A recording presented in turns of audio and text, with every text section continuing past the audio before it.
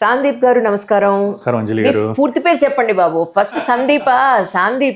కాదు సాందీపే. పూర్తి పేరు అడిగితే బచ్చు వెంకట లక్ష్మీ నారాయణ రామానుజ సాందీప్. రామానుజ వారిని కూడా పెట్టారు అప్పట్లో మీకు పేరు. మాది ఆ సాంప్రదాయం కాబట్టి నాన్నగారు ఆ పేరు పెట్టడం జరిగింది. మా అన్నది రామానుజ బదులు నరసింహం.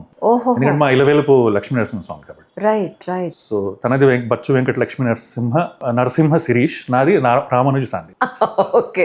ఇద్దరు అబ్బాయిలేనండి? ఇద్దరు అబ్బాయిలు. అమ్మాయిలు లేరు? ఓకే. అంటే అమ్మాయిలు ఇప్పుడు ప్రస్తుతం ఎక్కువ అయ్యారు. మా ఆవిడ పాప, మా అమ్మ. కానీ మా అన్న నేను ఇద్దరు అనమాట. అచ్చా.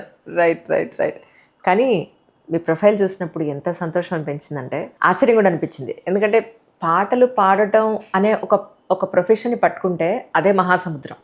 అందులో కొట్టుకెళ్ళిపోతూ ఉంటే మళ్ళీ యాజ్ అ మ్యూజిషియన్గా, మళ్ళీ ఆర్టిస్ట్గా ఇవన్నీ ఎలా చేయగలిగారు అని అనిపిస్తూ ఉంటుంది. అసలు మీ జర్నీ ఎక్కడి నుంచి స్టార్ట్ అయింది అంటే ఏం చెప్తారు? అంటే యాక్చువల్లీ చిన్నప్పటి నుంచే పాట మీద, ఆర్ట్ మీద, స్కెచింగ్ మీద అండ్ డ్యాన్స్ మీద ఎక్కువ వేస్తారా?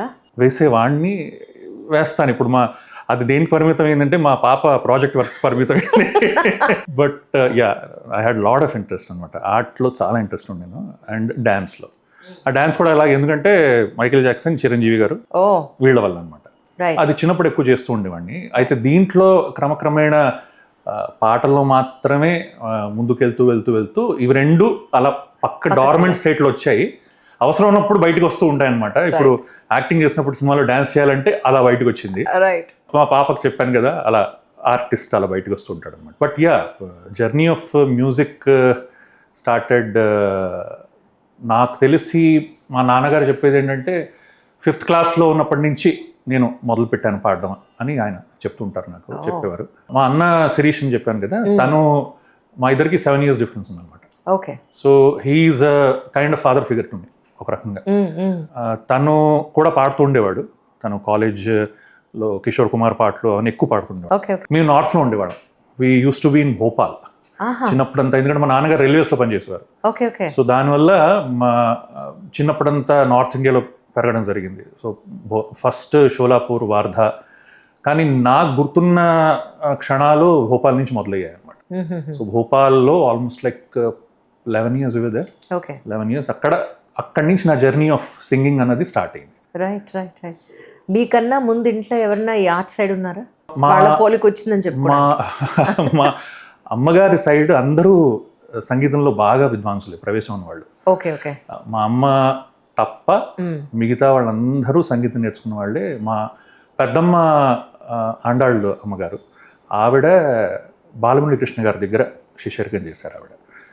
సో నేనంటూ మమ్మీ ఏమో ప్రతిసారి సంగీతం క్లాస్కి వాళ్ళతో పాటు వెళ్తూ ఉండేది. మీ జీన్స్ లో ఉంది అల్టిమేట్ గా అది.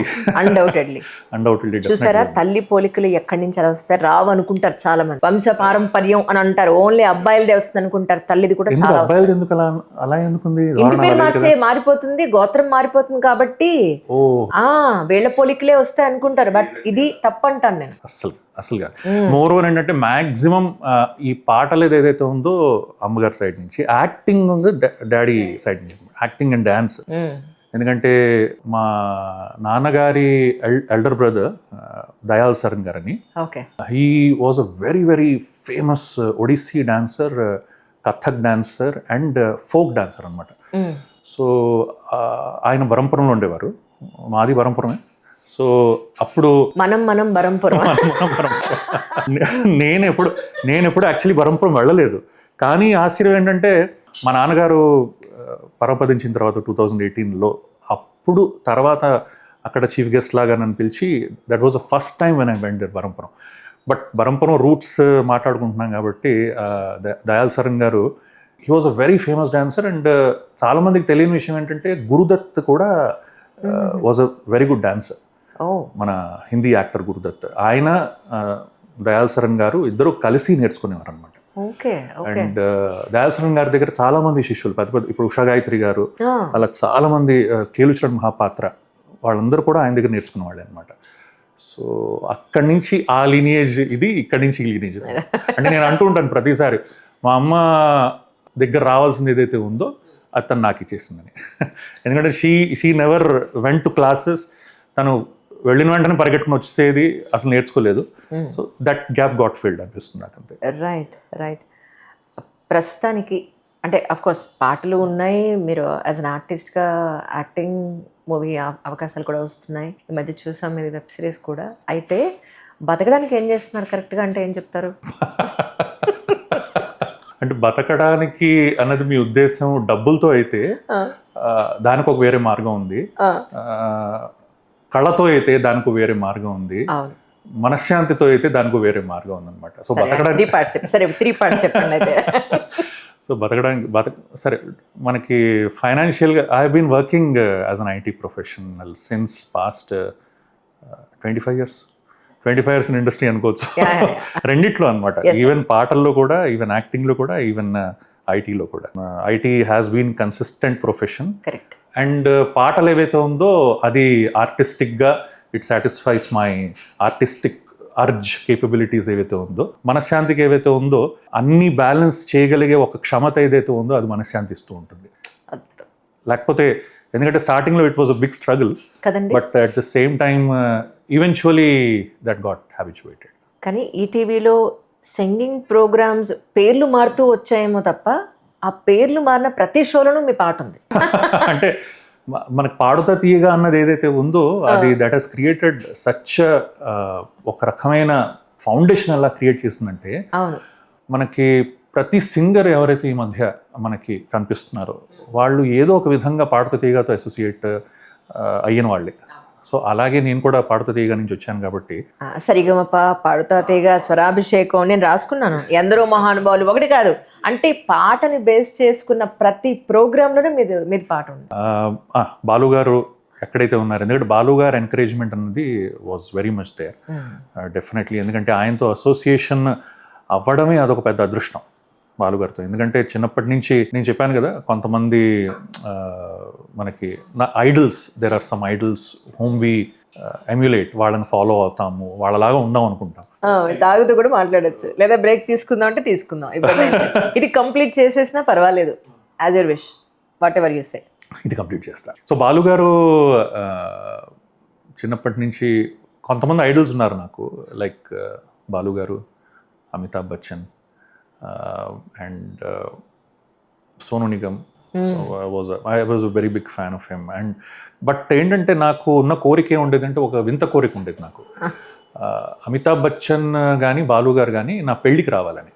అది చిన్నప్పటి నుంచి ఉండేది ఎందుకు మరి. సీరియస్లీ చాలా చాలా వింతగా ఉండేది నా కోరిక. కానీ ఆర్టిస్టులకి పెళ్లి మీద మహా ఒక ఫ్యాసినేషన్ ఉంటుంది. అదే అంటే తెలియదు, అదేంటో కానీ సినిమా చూసి అంటే ఇప్పుడు అది ఎందుకో తెలియదు కానీ ఇప్పుడు మనకి జరిగే లైఫ్లో one of the big occasions where invitees, పెద్దవాళ్ళు రాగలిగే వాళ్ళు ఎవరు అంటే, ఇప్పుడు అడుగు చేసుకున్నాను అనుకోండి, రావచ్చు రాకపోవచ్చు విషయం.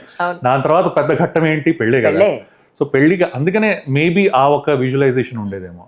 సో ఆ రకంగా చూస్తే అమితాబ్ బచ్చన్ గారితో సాటిస్ఫై అవ్వలేదు కానీ బాలు గారితో సాటిస్ఫై అయ్యింది. బాలు గారు పెళ్ళికి వచ్చారు అండ్ అసోసియేషన్ విత్ హిమ్ మా గురుగారు శోభారాజ్ గారు, ఆవిడ ద్వారా నాకు ఫస్ట్ ఇంట్రొడక్షన్ బాలుగారు అవ్వడం జరిగిందనమాట. ఒక వన్ ఆఫ్ ద నేను పాడిన మొట్టమొదటి ఆల్బమ్, అసలు ఫస్ట్ రికార్డింగ్ మైక్ ముందు నించున్న మొట్టమొదటి ఆల్బమే శోభారాజ్ గారు రికార్డ్ చేసిన ఆల్బమ్. సత్యసాయి బాబా భజన్స్ రికార్డ్ చేసాం. సో ఆ సత్యసాయి బాబా భజన్స్ ఆవిడ పాడితే దాంట్లో నేను కోరస్గా అనమాట, అంటే నేను ఇంకొక అబ్బాయి ఇద్దరం. ఆ భజన్ ఆల్బమ్ రికార్డింగ్ ఏదైతే ఉందో అది కోదండపాణి స్టూడియోస్లో చేయడం జరిగింది. సో కోదండపాణి స్టూడియోస్లో చేసినప్పుడు అప్పుడు బాలుగారు పక్క స్టూడియోలో డబ్బింగ్ చేస్తున్నారంటే మధ్యలో బ్రేక్ ఉండేను. సో ఐ వాజ్ లైక్ ఇట్లా ఎక్సైటెడ్. వెళ్ళి నేను ఆ పక్కన చూస్తే ఆ పెద్ద డోర్ మధ్యలో కన్నం గ్లాస్ ఉంటుంది. So when I looked in to that, ఆయన అవ్వై షణ్ముఖికి డబ్బింగ్ చెప్తున్నారు అనమాట. అవ్వై కమల్ హాసన్ గారి 2 క్యారెక్టర్స్కి నేను కాసేపు ఒక 10-15 minutes చూస్తున్నాను. So he was dubbing for that. So that was the first vision of Balu గారు. ఆ తర్వాత ఈవినింగ్ రికార్డింగ్ అయిన తర్వాత నేను మేడంతో అన్నాను అనమాట, మేడం కొంచెం బాలు గారు వస్తే పరిచయం చేయించండి అంటే, అయ్యో తప్పకుండా అని. అప్పుడు ఆయన వచ్చారు. అంతా రికార్డింగ్ అయిన తర్వాత మేడంతో కలవడానికి వచ్చినప్పుడు అప్పుడు she made me introduce me to him. And అప్పుడు కాళ్ళగ్రహణం పెట్టిన తర్వాత ఇలా పాడుతూ తీగ చేస్తున్నావు అమ్మా, దాంట్లో పార్టిసిపేట్ చేయొచ్చు కదా అంటే మేడం చెప్పారు బాగా పాడతాడుతానంటే నువ్వు పార్టిసిపేట్ చేయంటే నేను సార్ నేను క్యాసెట్ పంపించాను ఆల్రెడీ అంటే ఓ అలాగా అయితే కొంచెం టైం పడుతుంది కొంచెం ఎందుకంటే అన్ని ఫిల్టరేషన్ చేయాలి కదా కొంచెం టైం పడుతుంది బట్ కాల్ వస్తుందిలేండి అన్నారు. అయిన 3 నెలల తర్వాత నాకు కాల్ వచ్చిందనమాట. So that's how I went and participated and పాడుతుంది. అయితే శోభారాజ్ గారు ఆ రికార్డింగ్లో మీ ఫస్ట్ సాంగ్ అనుకోవచ్చు యాక్చువల్లీ.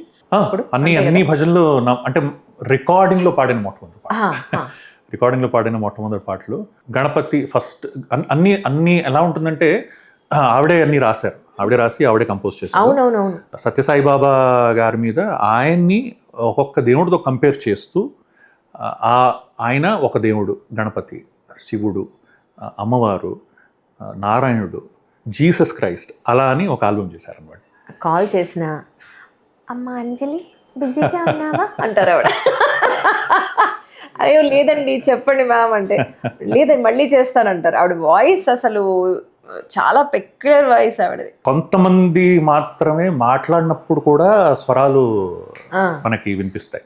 అలా బాలు గారి వాయిస్ ఒకటి, మేడం వాయిస్ ఒకటి, జానక్ గారి వాయిస్ ఒకటి. సో అంటే మనకు మాట్లాడుతున్నప్పుడు కూడా పాట పాడుతున్నారా అని అనిపిస్తుంది. సో అలా ఫ్లో వెళ్తూ ఉంటుంది అనమాట వాయిస్ లో, మాడ్యులేషన్ కానీ అలా. ట్రూ. ఏదైనా ఒక భక్తి పాటతో తప్పకుండా గణపతి పాట కాబట్టి ఇంకా అద్భుతం. ఇంకా ఓం మహాగణపతయే నమః శ్రీ సాయి గణపతయే నమః. ఓం మహాగణపతయే నమః శ్రీ సాయి గణపతయే నమః. విఘ్నహరణ సాయి గజానన విద్యాదాయక ప్రశాంతి సదన. విఘ్నహరణ సాయి గజానన విద్యాదాయక ప్రశాంతి సదన. సిద్ధి బుద్ధి ప్రదాయక సాయి క్షేమంకర లాభంకర సాయి. ఓం మహాగణపతయే నమః శ్రీ సాయి గణపతయే నమః. మీకు ఎవరన్నా చెప్పారా ఓ పక్కన బాలసుబ్రహ్మణ్యం గారి వాయిస్ ఇంకో పక్కన జేసుదాస్ గారి వాయిస్ కలిపితే ఎలా ఉంటుందో మీద ఎలా ఉంటుందని? చాలా మంది చెప్పారు కదండి కదా. అయితే ఇద్దరు నాకు ఫేవరెట్ కాబట్టి మేబీ అలా కాంబినేషన్ అయిపోయిందేమో అనుకోకుండా. నిజం అంటే మీ జనరల్గా మనం ఒక పాట విన్నప్పుడు ఆ పాటను మనం ప్రజెంట్ చేస్తున్నప్పుడు ఆ వాయిస్ మ్యాచ్ చేయాలనే ప్రయత్నం ఉంటుంది. ఇప్పుడు ఒకవేళ అది ఆల్రెడీ ఒక సింగర్ పాడేసి ఉంటే డెఫినెట్ గా అదే అంటే మ్యాచ్ అంటే ఏమవుతుందంటే మనకి యాజ్ మచ్ యాజ్ రెండు రకాల ధోరణులు ఉంటాయి అనమాట సింగర్స్ కి. ఒక type of singers, another type of singers. So first type of singers ఏంటంటే I have to sing like them, నేను అలాగే పాడాలి, నేను ఎమ్యులేట్ చేయాలి, అది వస్తేనే జస్టిఫై అయినట్టు. ఇంకొక కేటగిరీ సింగర్స్ ఏంటంటే అది ఆయన వాయిస్, అది నా వాయిస్ లో నేను యాజ్ ఇట్ ఈజ్ పాడడానికి ట్రై చేస్తాను, but I will keep that feel, that essence అన్నది ఉంచుతాను. So as much as possible ఆ సెకండ్ కేటగిరీలో ఉండాలన్న ప్రయత్నం చేస్తాను. బట్ ఏంటంటే అనుకోకుండా ఆబ్వియస్లీ ఎందుకంటే మనం వాళ్ళు ఫాలో అవుతాం కాబట్టి, వాళ్ళ ఎసెన్స్ తీసుకుంటాం కాబట్టి ఎక్కడో ఆ తొంగి చూస్తూ ఉంటుంది అనమాట. యాక్చువల్లీ మూవీ సాంగ్స్ కూడా మీరు చాలా పాడారు. సుమారు ఆల్మోస్ట్ బాగానే పాడానండి. 300 సినిమాలకు పైగా మీరు 3 భాషల్లో తమిళ్, కన్నడ, తెలుగు మ్యాక్సిమమ్, కన్నడ, తమిళ్, మరాఠీ కూడా పాడాను. అది అంటే one of the private songs.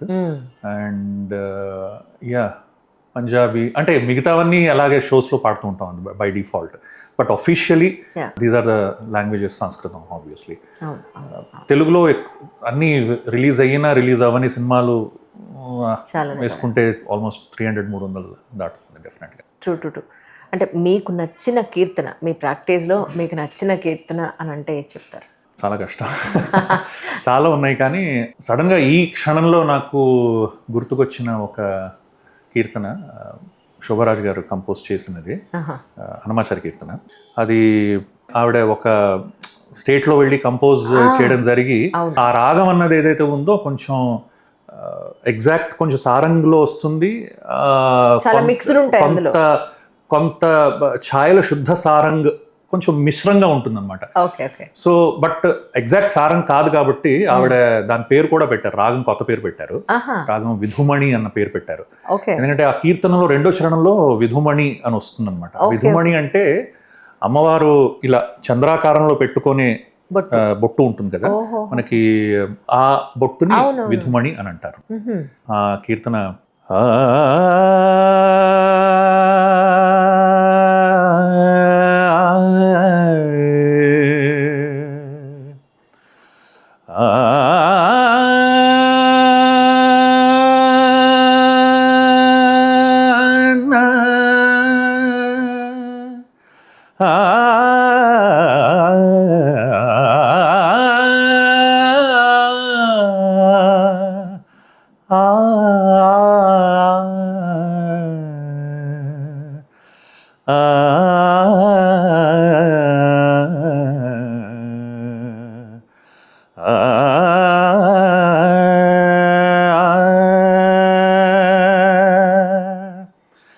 सकलं हे सखी जानामि, सकलं हे सखी जानामि, तत्प्रकटविलासं परमं दधसे, सकलं हे सखी जानामि, तत्प्रकटविलासं परमं दधसे, सकलं हे सखी जानामि.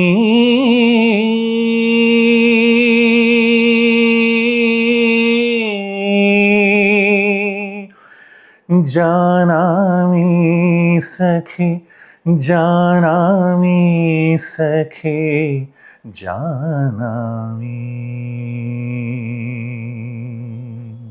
అద్భుతం. అవును, మీరు డబ్బింగ్ కూడా చెప్పారా? డబ్బింగ్ చాలా సినిమాలు చెప్పాను. అవునా? ఫర్ ఎగ్జాంపుల్ ఒక్కసారి మా కోసం. ఫర్ ఎగ్జాంపుల్ మొట్టమొదటి నేను చూసాను, నాకు తెలుసు ఏ మూవీస్కి ఏ క్యారెక్టర్స్కి చెప్పారని. ఓన్లీ ప్రేక్షకుల పాయింట్ ఆఫ్ వ్యూలో తెలియజెప్పడం కోసం. ఫస్ట్ నందనవనం 120 కిలోమీటర్స్ నీలకంఠ గారిది. నీలకంఠ గారి సినిమాలో దాంట్లో హీరోకి చెప్పాను. అండ్ దాని తర్వాత మనసు పలికే మౌన రాగం అని దాంట్లో హీరోకి చెప్పాను. అరుంధతిలో దీపక్ హీరోకి. మా కోసం ఒక చిన్న అది చాలా డిఫికల్ట్ ఎక్స్పీరియన్స్. ఎందుకంటే దాంట్లో ఒకనొక సందర్భంలో hero, if you remember one of the scenes, Gadwal కోటకి తను హీరో వాయిస్లో వేరే వాళ్ళు ఫోన్ చేసి పిలవడం జరుగుతుంది అనమాట. అసలు ఫస్ట్ అండ్ ఫార్మోస్ట్ తను గద్వాల్ కోటకి రప్పించడానికి కారణమయ్యేది హీరో వాయిస్. సో హీరో నేను పిలుస్తున్నాను, ఇలా మనం గద్వాల్ కోటలో కలుద్దాం, అక్కడికి వచ్చేసి అని పిలవడం జరుగుతుంది. ఆవిడ అనుష్క అక్కడికి వెళ్ళిన తర్వాత అప్పుడు ఇక్కడే ఉన్నాను, పైకిరా అని అంటుంటాడు తను. ఎక్కడున్నావు అని వెళ్తూ ఉంటుంది కోటలోకి. వెళ్ళిన తర్వాత మెల్లిమెల్లిగా మెట్లెక్కుతున్న కొద్దీ, so that was a very difficult portion. ఎందుకంటే ఆ ట్రాన్సిషన్ నేనేంటంటే ఫస్ట్ ఆ వాయిస్ ఏదైతే మెయిన్ వాయిస్ ఉందో ఆ మెయిన్ వాయిస్కి దగ్గరగా నా వాయిస్ కూడా తీసుకెళ్ళాలి. So that final transition happens in the original voice, మాంత్రికుడు వాయిస్ ఏదైతే original transition. So that was very difficult part. So ఆ ట్రాన్సిషన్ ఏంటంటే కొంచెం అనుష్క లోపలికి వచ్చేటప్పుడు, రా పైనే ఉన్నాను, రా రా, ఇక్కడ లోపలికి రా అరుంధతి, ఈ గదిలో ఉన్నాను, ఈ గదిలో నన్ను బంధించారు, లోపలికి రా, లోపలికి, ఇక్కడ అరుంధతి, ఈ తలుపు తెరుస్తుంది, రా దగ్గరికి రా, ఇక్కడ ఒసే అరుంధతి, అక్కడ. భలే గుర్తుంది సార్ మీకు. అంటే ఎగ్జాక్ట్ డైలాగ్స్ చెప్పలేదు నేను, to be frank, but I have told the crux of it. It might be little different, but this is a situation which happens అనమాట. So this transition of voice was something which was very challenge. True. అవును, Sadhguru videos అన్నిటికీ voice మీరే ఇస్తారా? సద్గురు అన్నిటికీ కాదు, కొన్నింటికి ఇచ్చారా? నేను సేవ్ సాయిల్ మూమెంట్ ఏదైతే జరిగిందో, సేవ్ సాయిల్ మూమెంట్ జరిగినప్పుడు సేవ్ సాయిల్ కి సంబంధించిన వీడియోస్ అన్ని మాక్సిమం చెప్పాను. అట్ ద సేమ్ టైం ఆ టైంలో సద్గురు డిస్కోర్సెస్ వీడియోస్ కూడా చాలా చెప్పాను అనమాట. ఆయన ఇంగ్లీష్లో చెప్పేవి ఏదైతే ఉన్నాయో అది మళ్ళీ ఇమిటేట్ చేయకూడదు ఆయన్ని, అదొక రూల్. ఎందుకంటే ఆయన ఇమిటేట్ చేసి మాట్లాడితే ఆయనే తెలుగులో మాట్లాడారేమో అని భ్రమ కలిగి అలా ఉండకూడదు. యాక్చువల్లీ తెలుగు మాట్లాడతారు కానీ అది ఎందుకు అంటే ఆయన టైం కూడా సెట్ అవ్వకపోవచ్చు. People should know that it has been dubbed అన్న విషయం. నేను ఫస్ట్ ఎప్పుడైతే నాకు ట్రయల్ ఫైల్ ఇచ్చారో, అంటే జస్ట్ వాయిస్ సూటబిలిటీ ఎలా ఉంటుందో చెక్ చేయడానికి, అప్పుడు నేను ఏంటంటే ఫుల్ గా ఆయన ఇమిటేట్ చేసి చెప్పేశాను అనమాట. It was like sounding as if. Seriously నేను ఫీడ్బ్యాక్ తీసుకున్నాను, ప్లీజ్. నేను మీ టాలెంట్ మొత్తం ప్రేక్షకులకు చూపించాలని నేను అనుకుని ఫిక్స్ అయ్యా. అంటే ఆయన డిస్కోర్సెస్ లో నాకు అంటే యాజ్ ఇట్ ఈస్ గా అక్కర్లా, అట్లీస్ట్ ఎలా వాయిస్ మ్యాచ్ చేస్తే, వాయిస్ మ్యాచ్ అంటే తెలుగులో చెప్పాలంటే కొన్ని సందర్భాల్లో మన జీవితంలో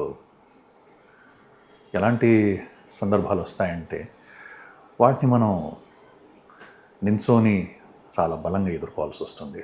అయితే అందరికీ అది వేరే వేరే రకంగా ఉండొచ్చు అనుకోండి, అవునా కాదా? So nice, really right. అంటే ఆయన కొన్ని నాట్ టెల్ మీ రియల్లీ అలా ఉంటాయి. అవును అంటే అడుగుతారు ఆయన కొన్ని క్లారిఫికేషన్, అవునా కాదా చెప్పండి. So almost like might have told some 8 to 10 videos ఆయనవి చెప్పాను. That's so nice really. అంటే మీ సాఫ్ట్వేర్ జాబ్కి ఏమి ఇప్పుడు మీ హాబీస్ ఏమి అడ్డు రావట్లేదండి? టు బి ఫ్రాంక్ 25 ఏళ్ళు అయిపోయింది కదా, అలవాటు అయిపోయింది. వాళ్ళకి లీవ్లు అలవాటు అయిపోయి ఉంటాయి. చీ ఆధార్లు వచ్చారు లేదు. అంటే ఒకటేంటంటే initially it was a very big struggle. ఎందుకంటే ఎలా బ్యాలెన్స్ చేయాలన్నది initial 5 years was a very big struggle. ఆ 5 ఏళ్లలోనే అన్ని విషయాలు ఎక్కువ జరిగాయి. రికార్డింగ్లు కానీ, షూటింగ్లు కానీ, ప్రేమాయణ మహా షూటింగ్ అప్పుడే జరిగింది. సో ఆ టైంలో నేను I had to take help from కొంతమందితో అక్కడ. అది కూడా నిజంగా, ఎందుకంటే వాళ్ళ హెల్ప్ లేకపోతే కూడా కష్టమైంది. సో నా టాలెంట్ గుర్తించి some people really help me. But after క్రమక్రమేణా నాకు అర్థమైంది ఏంటంటే I cannot depend on people. నేను నా పని చేసుకుంటూ నేను వృత్తిని ఇండిపెండెంట్గా ఎంచుకోవడం జరిగింది బికాస్ ఆఫ్ మై చాయిస్. అంటే ఇనిషియలీ ఏం జరిగిందంటే ఫస్ట్ నా ఇంజనీరింగ్ అయిపోయిన వెంటనే ఇంజనీరింగ్లో నాకు సిస్కోలో క్యాంపస్ ప్లేస్మెంట్ దొరికింది నాకు.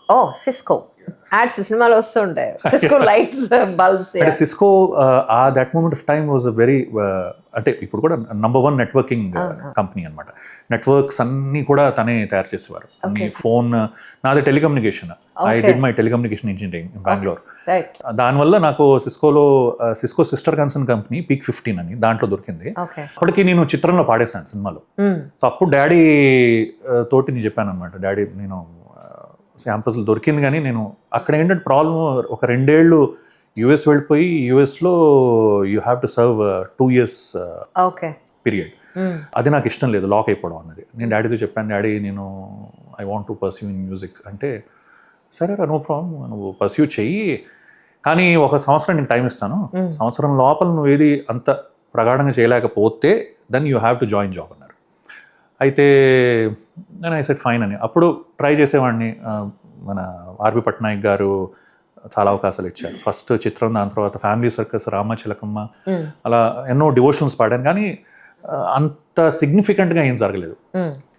ఆ తర్వాత 1 year అయిపోయింది. డాడీ అన్నారు, నేను చెప్పాను కదా మరి it was agreement, you have to join the job అంటే, సరే ఠీకే అని. అప్పుడు నా ఫ్రెండ్ ఒకతను ఉండేవాడు, తను నా రెజ్యూమే, నా రెజ్యూమే ఇద్దరే తీసుకెళ్ళి తను వేసాడు అనమాట ఒక కంపెనీలో. ఇద్దరికి కాల్ వచ్చింది, ఇంటర్వ్యూ అయింది, కానీ నేను సెలెక్ట్ అయ్యాను, వాడు సెలెక్ట్ అవ్వలేదు. అలా జరిగేది. బట్ ఫైనలీ ఆ ఇంటెలి గ్రూప్ అన్న కంపెనీలో జాయిన్ అయ్యి అలా కంటిన్యూ అవుతూ వచ్చి that was how I joined job. అయితే జాబ్ జాయిన్ అయిన తర్వాత నువ్వు నేను ఒక 4 ఐ థింక్ సమ్ మంత్స్ తర్వాత నువ్వు నేను హ్యాపెండ్. నువ్వు నేను నాకు తెలుసు మీరు ఎవరు పాడారు, ప్రేక్షకులకు చాలా మంది ఆ పాట మీరు పాడారని తెలియదు. సో ఒక చిన్న లైన్ అన్నా. నా గుండెలో నీ ఉండిపోవా, నా కళ్ళలో దాగుండిపోవా, చిరుగాలిలా వచ్చి గుడి గంటలే కొట్టి మన ప్రేమనే చాటవా, నా గుండెలో నీ ఉండిపోవా. కానీ ఉదయ్ కిరణ్ గారి కెరియర్లోనే super duper hit. One of the very very good songs. అంటే తను ఎక్కడ వెళ్ళినా కూడా ఈ పాట పాడుతూ ఉండేవాడు. సో తను పాడమని చెప్పినా కూడా how I started is that, మీరు అన్నారు కదా ఆఫీస్ అన్నది తర్వాత నేను ముందు ఏంటంటే ఈ this kind of a thing dependency factor ఎక్కువ ఉండేది. ఆ తర్వాత what I understood is that నేను నా పని చేసుకుంటూ I have to be in that role 100%. Otherwise కంపల్సరీగా నాకు డిపెండెన్సీ పెరుగుతూ ఉంటుందని నా పని నేను చేసుకుంటూ ఈ పని నేను చేసుకుంటూ రెండింటిని బైఫర్కేట్ ఎప్పుడైతే చేశానో డిఫరెంట్ కంపార్ట్మెంట్స్లో పెట్టడం జరిగినప్పుడు మాత్రమే I could get peace of mind. So in office when I'm there I'm totally an IT professional. Right. But okay, నా రోల్ అనేది నా మైండ్ పాటల మీద ఉంటుంది, మధ్య మధ్యలో పాటలు వింటూ ఉంటాం చేసుకుంటాం, that's a different thing. But majorly I'm an IT guy. But one I come out in the studio I'm a singer, go to other set I'm an actor. So ఆ బైఫర్కేషన్స్ చేసుకుంటే మాత్రమే ఐ వాస్ పీస్ఫుల్. ఆయన మన మధ్య లేకపోయినా ఆయన తలుచుకున్న ఆయన వీడియోలు. ఎస్, అంటే ఆయన దురదృష్టం. ఎందుకంటే కొన్ని మన చేతిలో ఉండవు, మనం ఎంత తలుచుకున్నా కూడా ఆ బాధ అందరికీ ఉంటుంది. ఎందుకంటే he was a very talented person and very good person, in fact very good hearted person. అంటే మనకి జనరల్గా హిట్స్ వచ్చినా కూడా ఒక్క హిట్ వచ్చిన వెంటనే మారిపోతారు. అవును, యాటిట్యూడ్ మారిపోతుంది, మాట తీరు మారిపోతుంది. మనకి అంటారు కదా, ఒక మెతుకుతోనే మనం అన్నం ఉడికిందా లేదా కనుక్కోవచ్చు అని. సో మనం ఒక కలయికలో మన పలకరించిన విధానంతోనే మనకు అర్థమైపోతుంది ఆ మనిషి మారడలేరని. ఉదయ్ వాజ్ వెరీ వెరీ, అంటే ఆ కోవకి చెందిన మనిషి కాదు, మారిపోయి when he was in the beginning. నాకు ఇప్పుడు కూడా గుర్తుంది, మన ఆర్పి పట్నాయక్ గారి షో జరిగింది, first big show in Vizag beach మీద జన సందోహం మొత్తం it was there and we had a stage. అప్పుడు ఉదయ్ కిరణ్ని తో ఇంటరాక్షన్ నాకు ఫస్ట్ టైం ఎక్కువ అవ్వడం జరిగింది అనమాట. సో అక్కడ పరిచయం అయిన ఉదయ్ కిరణ్ ఆ తర్వాత మనసంతా నువ్వే అయిందంతా he became a star, to be frank. ఆ తర్వాత ఏదో సందర్భంలో మేము ఒక రెస్టారెంట్లో కలిసాం అనుకోకుండా కలిసినప్పుడు ద మూమెంట్, అంటే ఇలా నేను చూశాను ఉదయ్ అలా వాజ్ దేర్, అయితే పలకరిద్దామా సర్లే when he's free let me talk అని. బట్ అనుకోకుండా తటస్థమయ్యాం. Then he saw me, hey Sandeep how are you అని తనే పలకరించాడు నన్ను. Hey how are you, this that song how can I forget, that's my favourite song, నేను ఎక్కడైనా ఆ పాటే తలుచుకుంటాను. So that's what his warmth was. ఆర్టిస్ట్గా యాక్టింగ్ పాయింట్ ఆఫ్ వ్యూలో ఎలా అవకాశం వచ్చింది మీకు?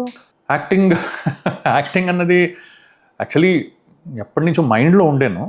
మైండ్లో చెయ్యాలి, చెయ్యొచ్చు, చేయగలిగే ఒక క్షమత ఉంది అన్నది ఎప్పుడు ఉంటూ ఉండేది కాలేజ్ టైం నుంచి.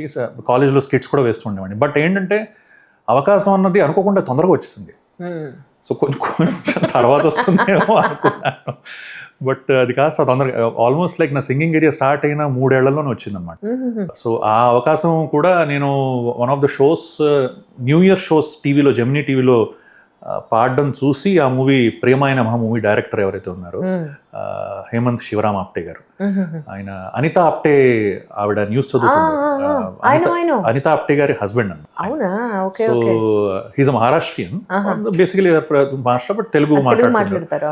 అయితే ఆయన that was his movie which ఆయన నన్ను చూసి నువ్వు కరెక్ట్గా ఈ పర్టికులర్ క్యారెక్టర్, నేను అడిగాను అనమాట ఆయన, సార్ నేనే ఎందుకు sir, why did you choose me, I want know the reason అంటే. Then he said, see I saw your body language, histrionics, everything, we need a new person, new face, fresh face for this, so అందుకనే I want to cast you అని. So అప్పుడు it was very tough decision for me, ఎందుకంటే పాటలు పాడుతున్నాను, అప్పుడే అవకాశాలు వస్తున్నాయి, ఇంకా మంచి మంచి అవకాశాలు వస్తున్నాయి.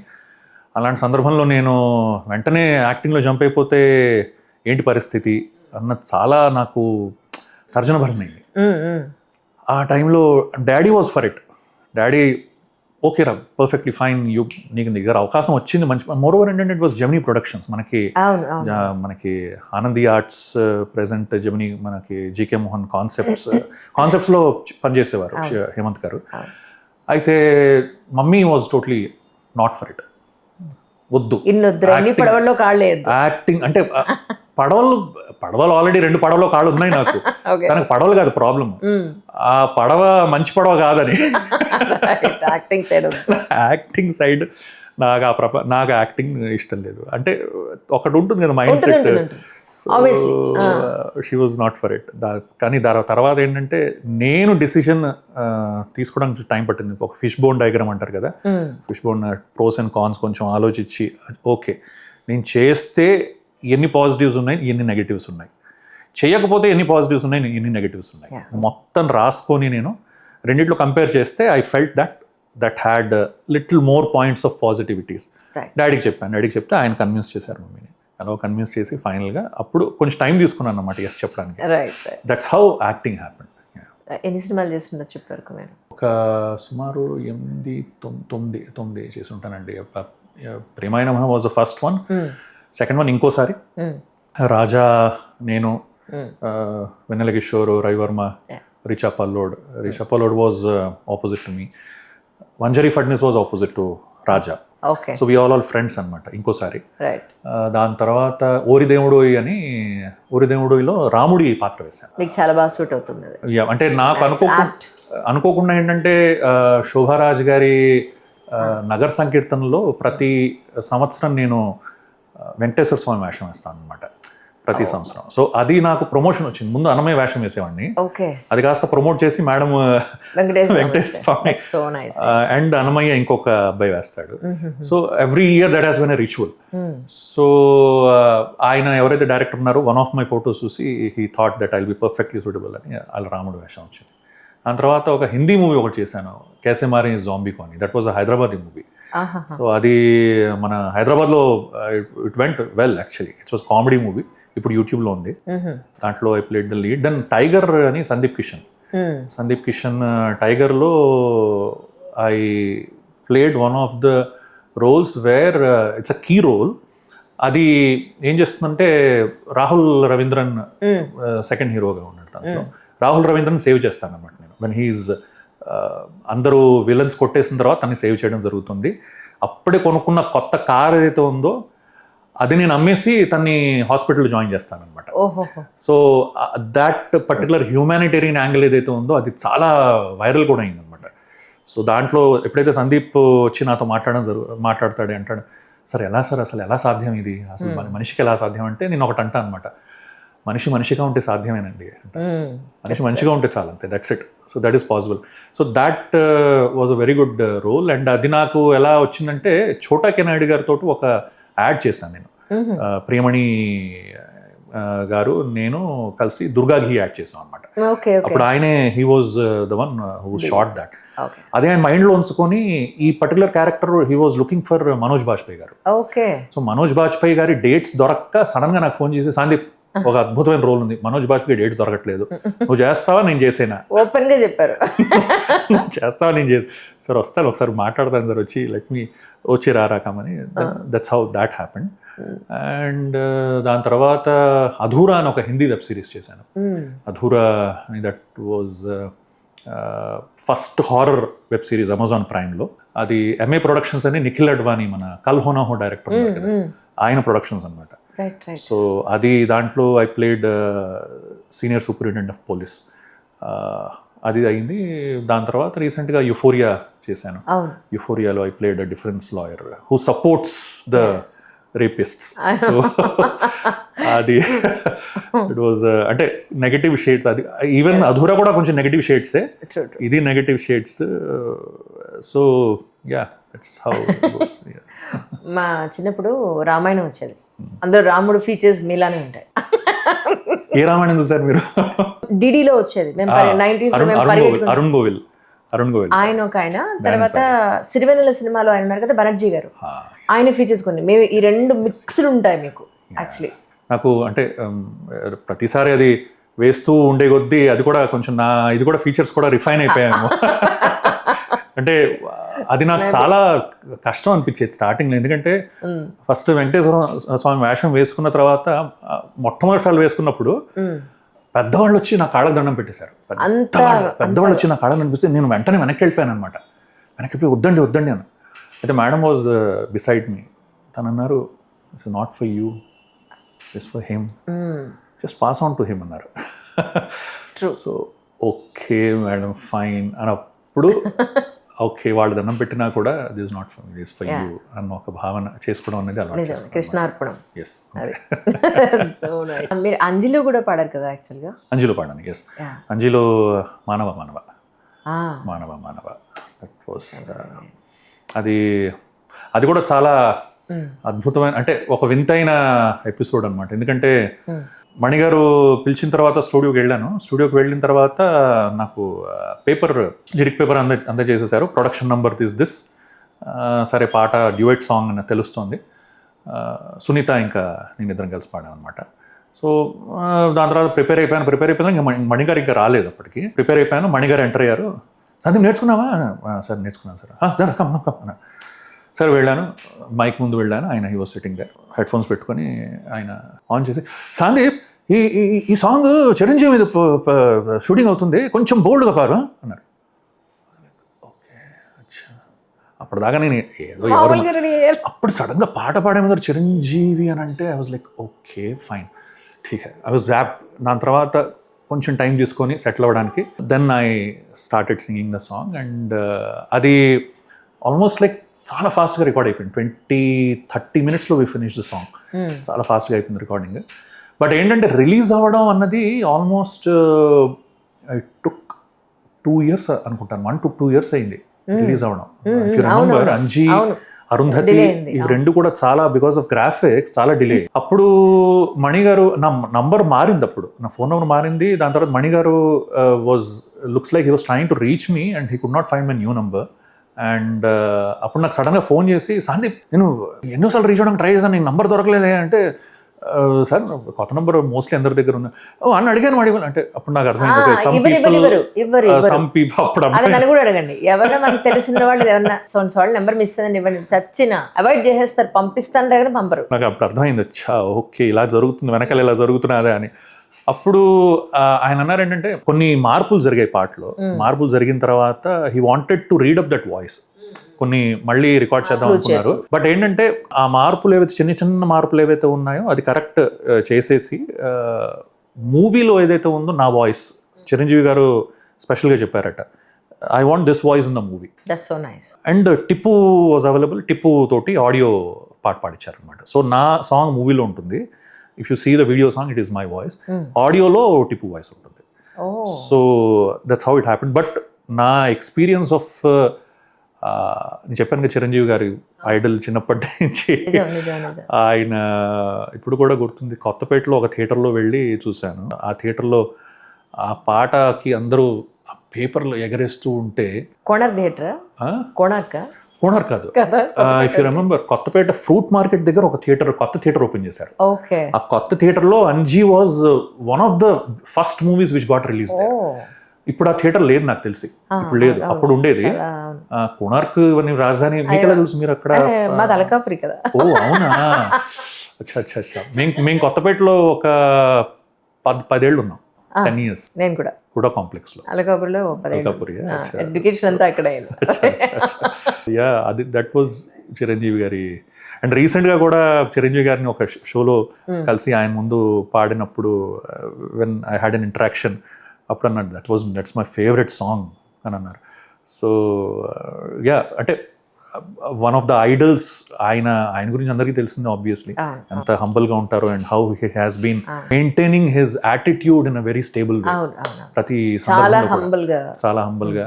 అది ఆయనతో నేర్చుకునే అవకాశం దొరికింది ప్రత్యక్షంగా. ఎవరు వెళ్ళినా అంతే క్లోజ్గా, అంతే అభిమానంగా చాలా మాట్లాడారు. అంటే నాకు అనిపిస్తుంది ఏంటంటే కొంతమంది సక్సెస్ వచ్చిన తర్వాత అదే ఉంది కదా, వచ్చేసింది కదా అని టేక్ ఇట్ ఫర్ గ్రాంటెడ్ తీసుకున్న సినారియోస్ కొన్ని ఉంటాయి. కొంతమంది ఈ సక్సెస్ నాకు వచ్చినది, ఇది నేను నా ఒక భాగ్యం వల్ల నేను కష్టపడితే వచ్చింది, ఇంత ఈజీ కాదు రావడం అని దాన్ని మెయింటైన్ చేసుకొని యాటిట్యూడ్ని సవరించుకుంటూ పోవడం అన్నది నేను బాలు గారి దగ్గర, చిరంజీవి గారి దగ్గర చూశాను. And same I observed when I met Sonu Nigam also.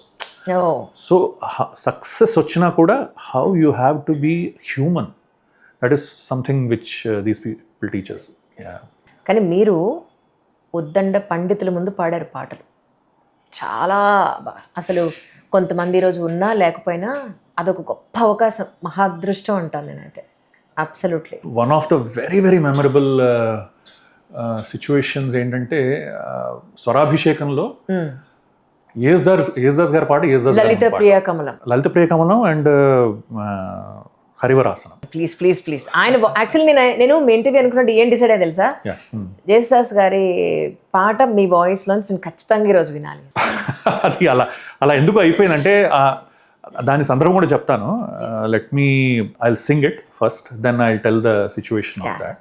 Harivarasanam విశ్వమోహనం హరిధతీశ్వరం ఆరాధ్య పాదుకం హరివిమర్దనం నిత్యనర్తనం హరిహరాసనం దేవమాశ్రయే. శరణమయ్యప్ప స్వామి శరణమయ్యప్ప, శరణమయ్యప్ప స్వామి శరణమయ్యప్ప. ఆయన వాయిస్ లో ఉన్నట్టే ఉంది అసలు నిజంగా. ఒకటేంటంటే యేసుదాస్ గారి వాయిస్ ఎంత వద్దనుకున్నా కూడా కొంచెం ఆయనలో దూరిపోయే ఒక గ్రావిటీ ఉంటుంది.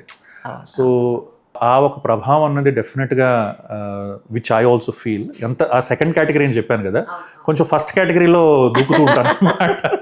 ఎందుకంటే I feel like imitating, even though I don't want it, feel like getting in to his voice. And ఈ పర్టికులర్ సందర్భం స్వరాభిషేకంలో I was not suppose to sing this song actually. నాకు ఆయన విజయ్ యేసుదాస్ గారు పాడాలి ఈ పాట అని చెప్పిన తర్వాత, అంటే శాస్త్రి గారు ఎవరైతే ఉన్నారో వచ్చి విజయ్ యేసుదాస్ గారు పాడాలి ఈ పాట, కానీ ఆయన వాయిస్ బాగాలేదట. So he want someone else to sing, నువ్వు పాడతావా అన్నారు. 2 songs he gave me. One was Harivarasana, one was Sri Raghunandana Sitaramana రామదాస్లో. సో ఈ పాట ఏదైతే ఉందో నేను I prepared this song, and at the last moment when he said I'm not going to sing, then I entered the stage and I had to sing in front of him. So that was one of the memorable moments. ఎందుకంటే అది గొప్ప అవకాశం మీకు కూడా prove చేసుకోవడం, చాలా గొప్ప అవకాశం. అండ్ అది బాలు గారు, ఆయన చాలా చాలా పెద్దవాళ్ళు ఉన్నారు ఆ సందర్భంలో. ఆ తర్వాత ఏమైందంటే, బికాజ్ అది అనుకోకుండా హిట్ అయిపోవడం వల్ల మీలాగా అరే యేసుదాస్ గారి వాయిస్ చాలా దగ్గరగా ఉండదు, అప్పటిదాకా ఎన్నో పాటలు పాడాను కానీ యేసుదాస్ గారి పాట వినడం అన్నది ఎప్పుడైతే జరిగిందో, అరే నీ వాయిస్ కొంచెం యేసుదాస్ గారి దగ్గరగా ఉంటుంది, ఫైన్ ఠీక్ ఐ డెఫినెట్లీ అప్రిషియేట్ దట్. కానీ ఏంటంటే నాకు దాని తర్వాత యేసుదాస్ గారి పాటలు ఎన్నో పాడాను స్వరాభిషేకంలో.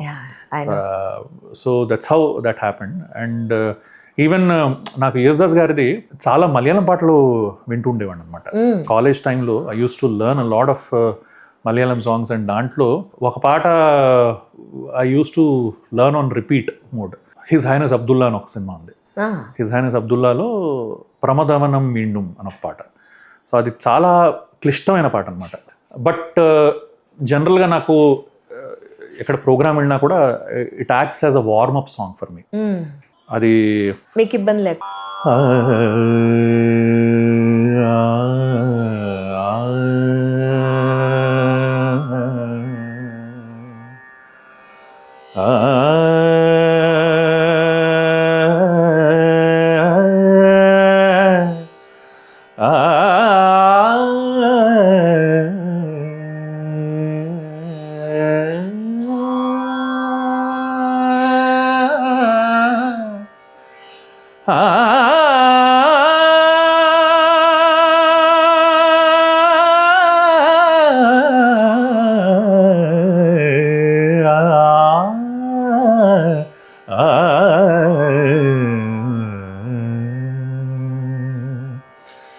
പ്രമദവനം വീണ്ടും ഋതുരാഗം ചൂടി പ്രമദവനം വീണ്ടും ഋതുരാഗം ചൂടി ശുഭസായാഹ്നം പോലെ ശുഭസായാഹ്നം പോലെ തെളിദീപം കലിനിഴലിൻ കൈക്കൊമ്പിൽ നിറയുമ്പോൾ എൻ പ്രമദവനം വീണ്ടും ഋതുരാഗം ചൂടി.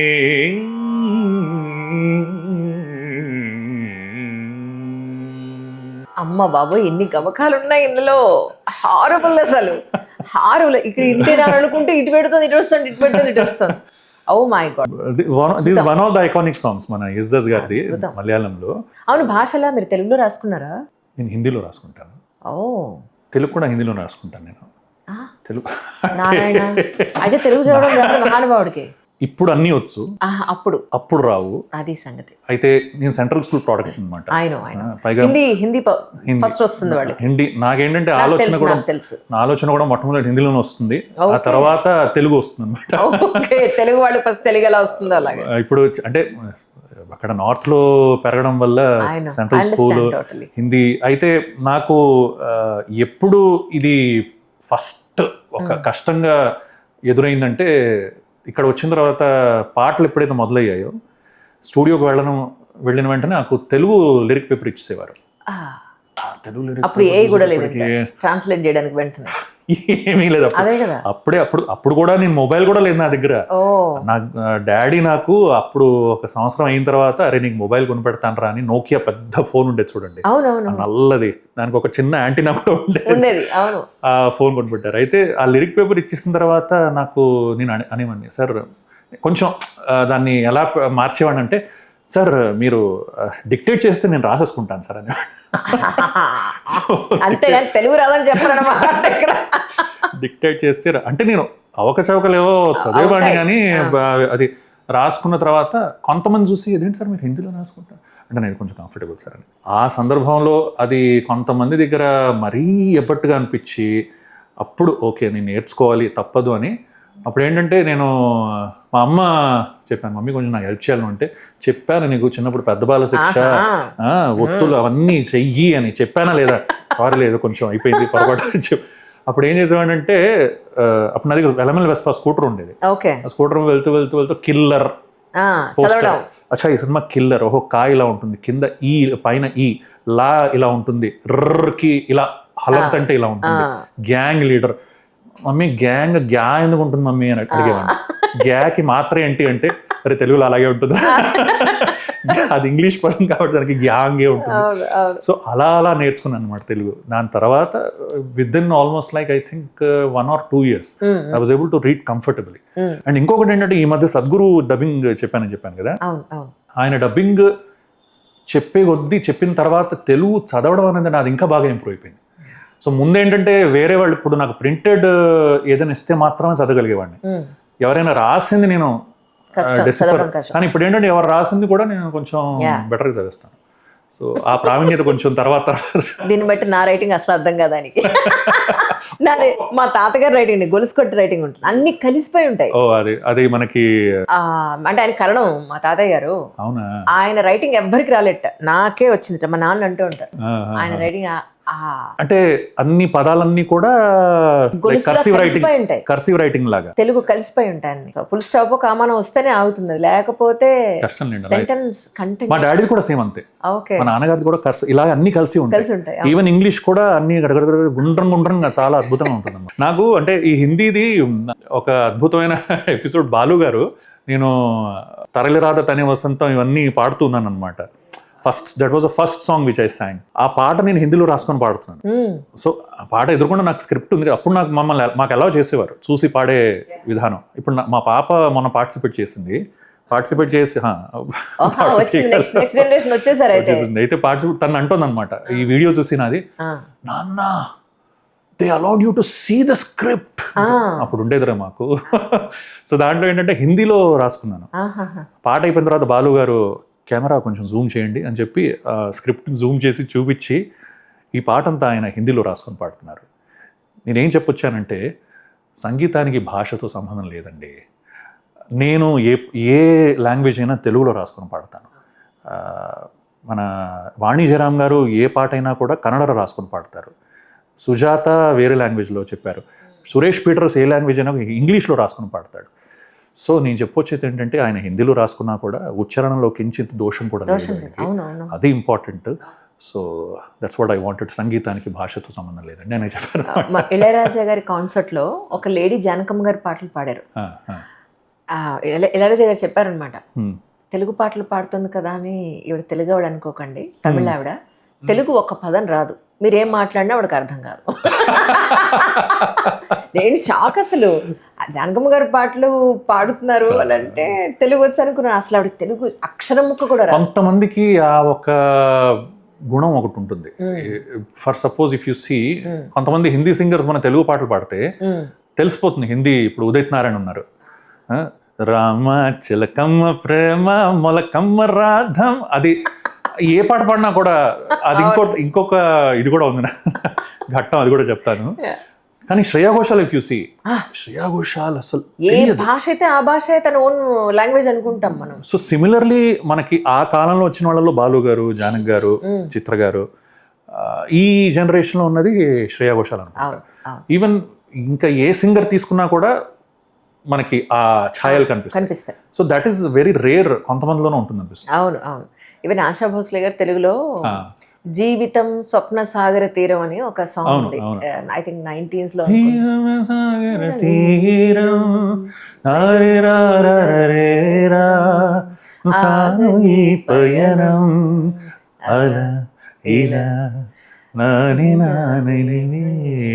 ఆ పాట విన్నప్పుడు తెలుగు వాళ్ళు కాదని ఈజీగా గుర్తుపట్టచ్చు. కానీ we enjoy the song. Definitely we enjoy the song. Even మన లతా మంగేష్కర్ గారు పాడిన పాట కూడా, రఫీ గారు చూడండి, నిదురపోరా తమ్ముడా అన్నది లతా మంగేష్కర్ గారు పాడిన పాట. ఒక లాస్ట్ లో చిన్నది కనిపిస్తూ ఉంటుంది మనకు, అంతే. మన వాళ్ళు కాదు పాడింది, అంతే. అది లేకపోవడం అన్నది నిజంగా అదృష్టమే. శ్రేయా ఘోషాల్ అసలు ఎలాగా, ఎందుకంటే ఇంత కించిత్ కూడా ఒక్కటి కూడా మనం వేలు పెట్టే విధంగా లేకపోవడం అన్నది it's a very rare thing. So అది కూడా ఆ జానకి గారు పాడిన పాట ఆవిడ కూడా ఆ క్వాలిటీని ఉంటుంది అనుకో. చాలా మందికి కళ అలా పలకదు, అలా అని లాలా పలుకుతారు. ఏం చెప్పను చెప్పండి మీరు. నాకు ఎంత బాధ వస్తుందంటే, అరే కళకి కళ్ళకి కళ్ళుకి కళ్ళు ఎందుకురా ఇంత బాధ పెడతాను అనిపిస్తుంది. మీకు సేమ్ అంటే నాకు లోపల కోపం చాలా వస్తుంది. అవును, నాకేంటంటే ఈ Paaduta Theeyaga have been judging since past 5 years. The first round ఏదైతే ఉందో సెలెక్షన్, దానికి ఫ్రీక్వెంట్గా వెళ్తున్నాను అనమాట టు సెలెక్ట్ ద పార్టిసిపెంట్స్. దాని తర్వాత సెకండ్ రౌండ్ వెళ్ళినప్పుడు they get selected through Charan గారు ఉంటారు, డైరెక్టర్ ఉంటారు అనమాట. సో ఆ ఫస్ట్ రౌండ్ ఎప్పుడైతే ఆడిషన్స్ తీసుకుంటూ ఉంటానో, సో ఫస్ట్ థింగ్ ఏంటంటే ఎవరైతే ఇప్పుడు కళ్ళల్లోన కళ్ళు పెట్టి చూడవెందుకు నాకు ఫస్ట్ వెంటనే అదేంటి చెప్పండి, కళ్ళు అని అళ్ళ అని అనిపించి అది కష్టం అవుతుంది వాళ్ళకి అన్నం ప్రొనౌన్స్ చేయడం. స్వాతంత్ర్యం అనేది కూడా పలకడం, స్వాతంత్రం అంటారు.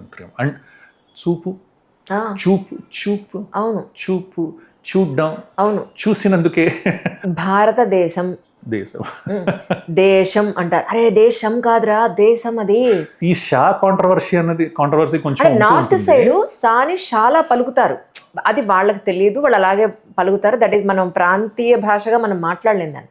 బట్ మన తెలుగు వాళ్ళు తెలుగు భాషలో మాట్లాడేటప్పుడు మనకి సోనియా కానీ దాన్ని సోనియా అంటారు. అరే అనా వేరు నా వేరు, ఇది ఎక్కడ గోడరా బాబు అనిపించేది. అండ్ దురదృష్టం ఏంటంటే వన్ ఆఫ్ ద రికార్డింగ్స్ నేను వెళ్ళినప్పుడు, ఇప్పుడు చూపు ఎగ్జాంపుల్ చెప్పాను కదా మీకు.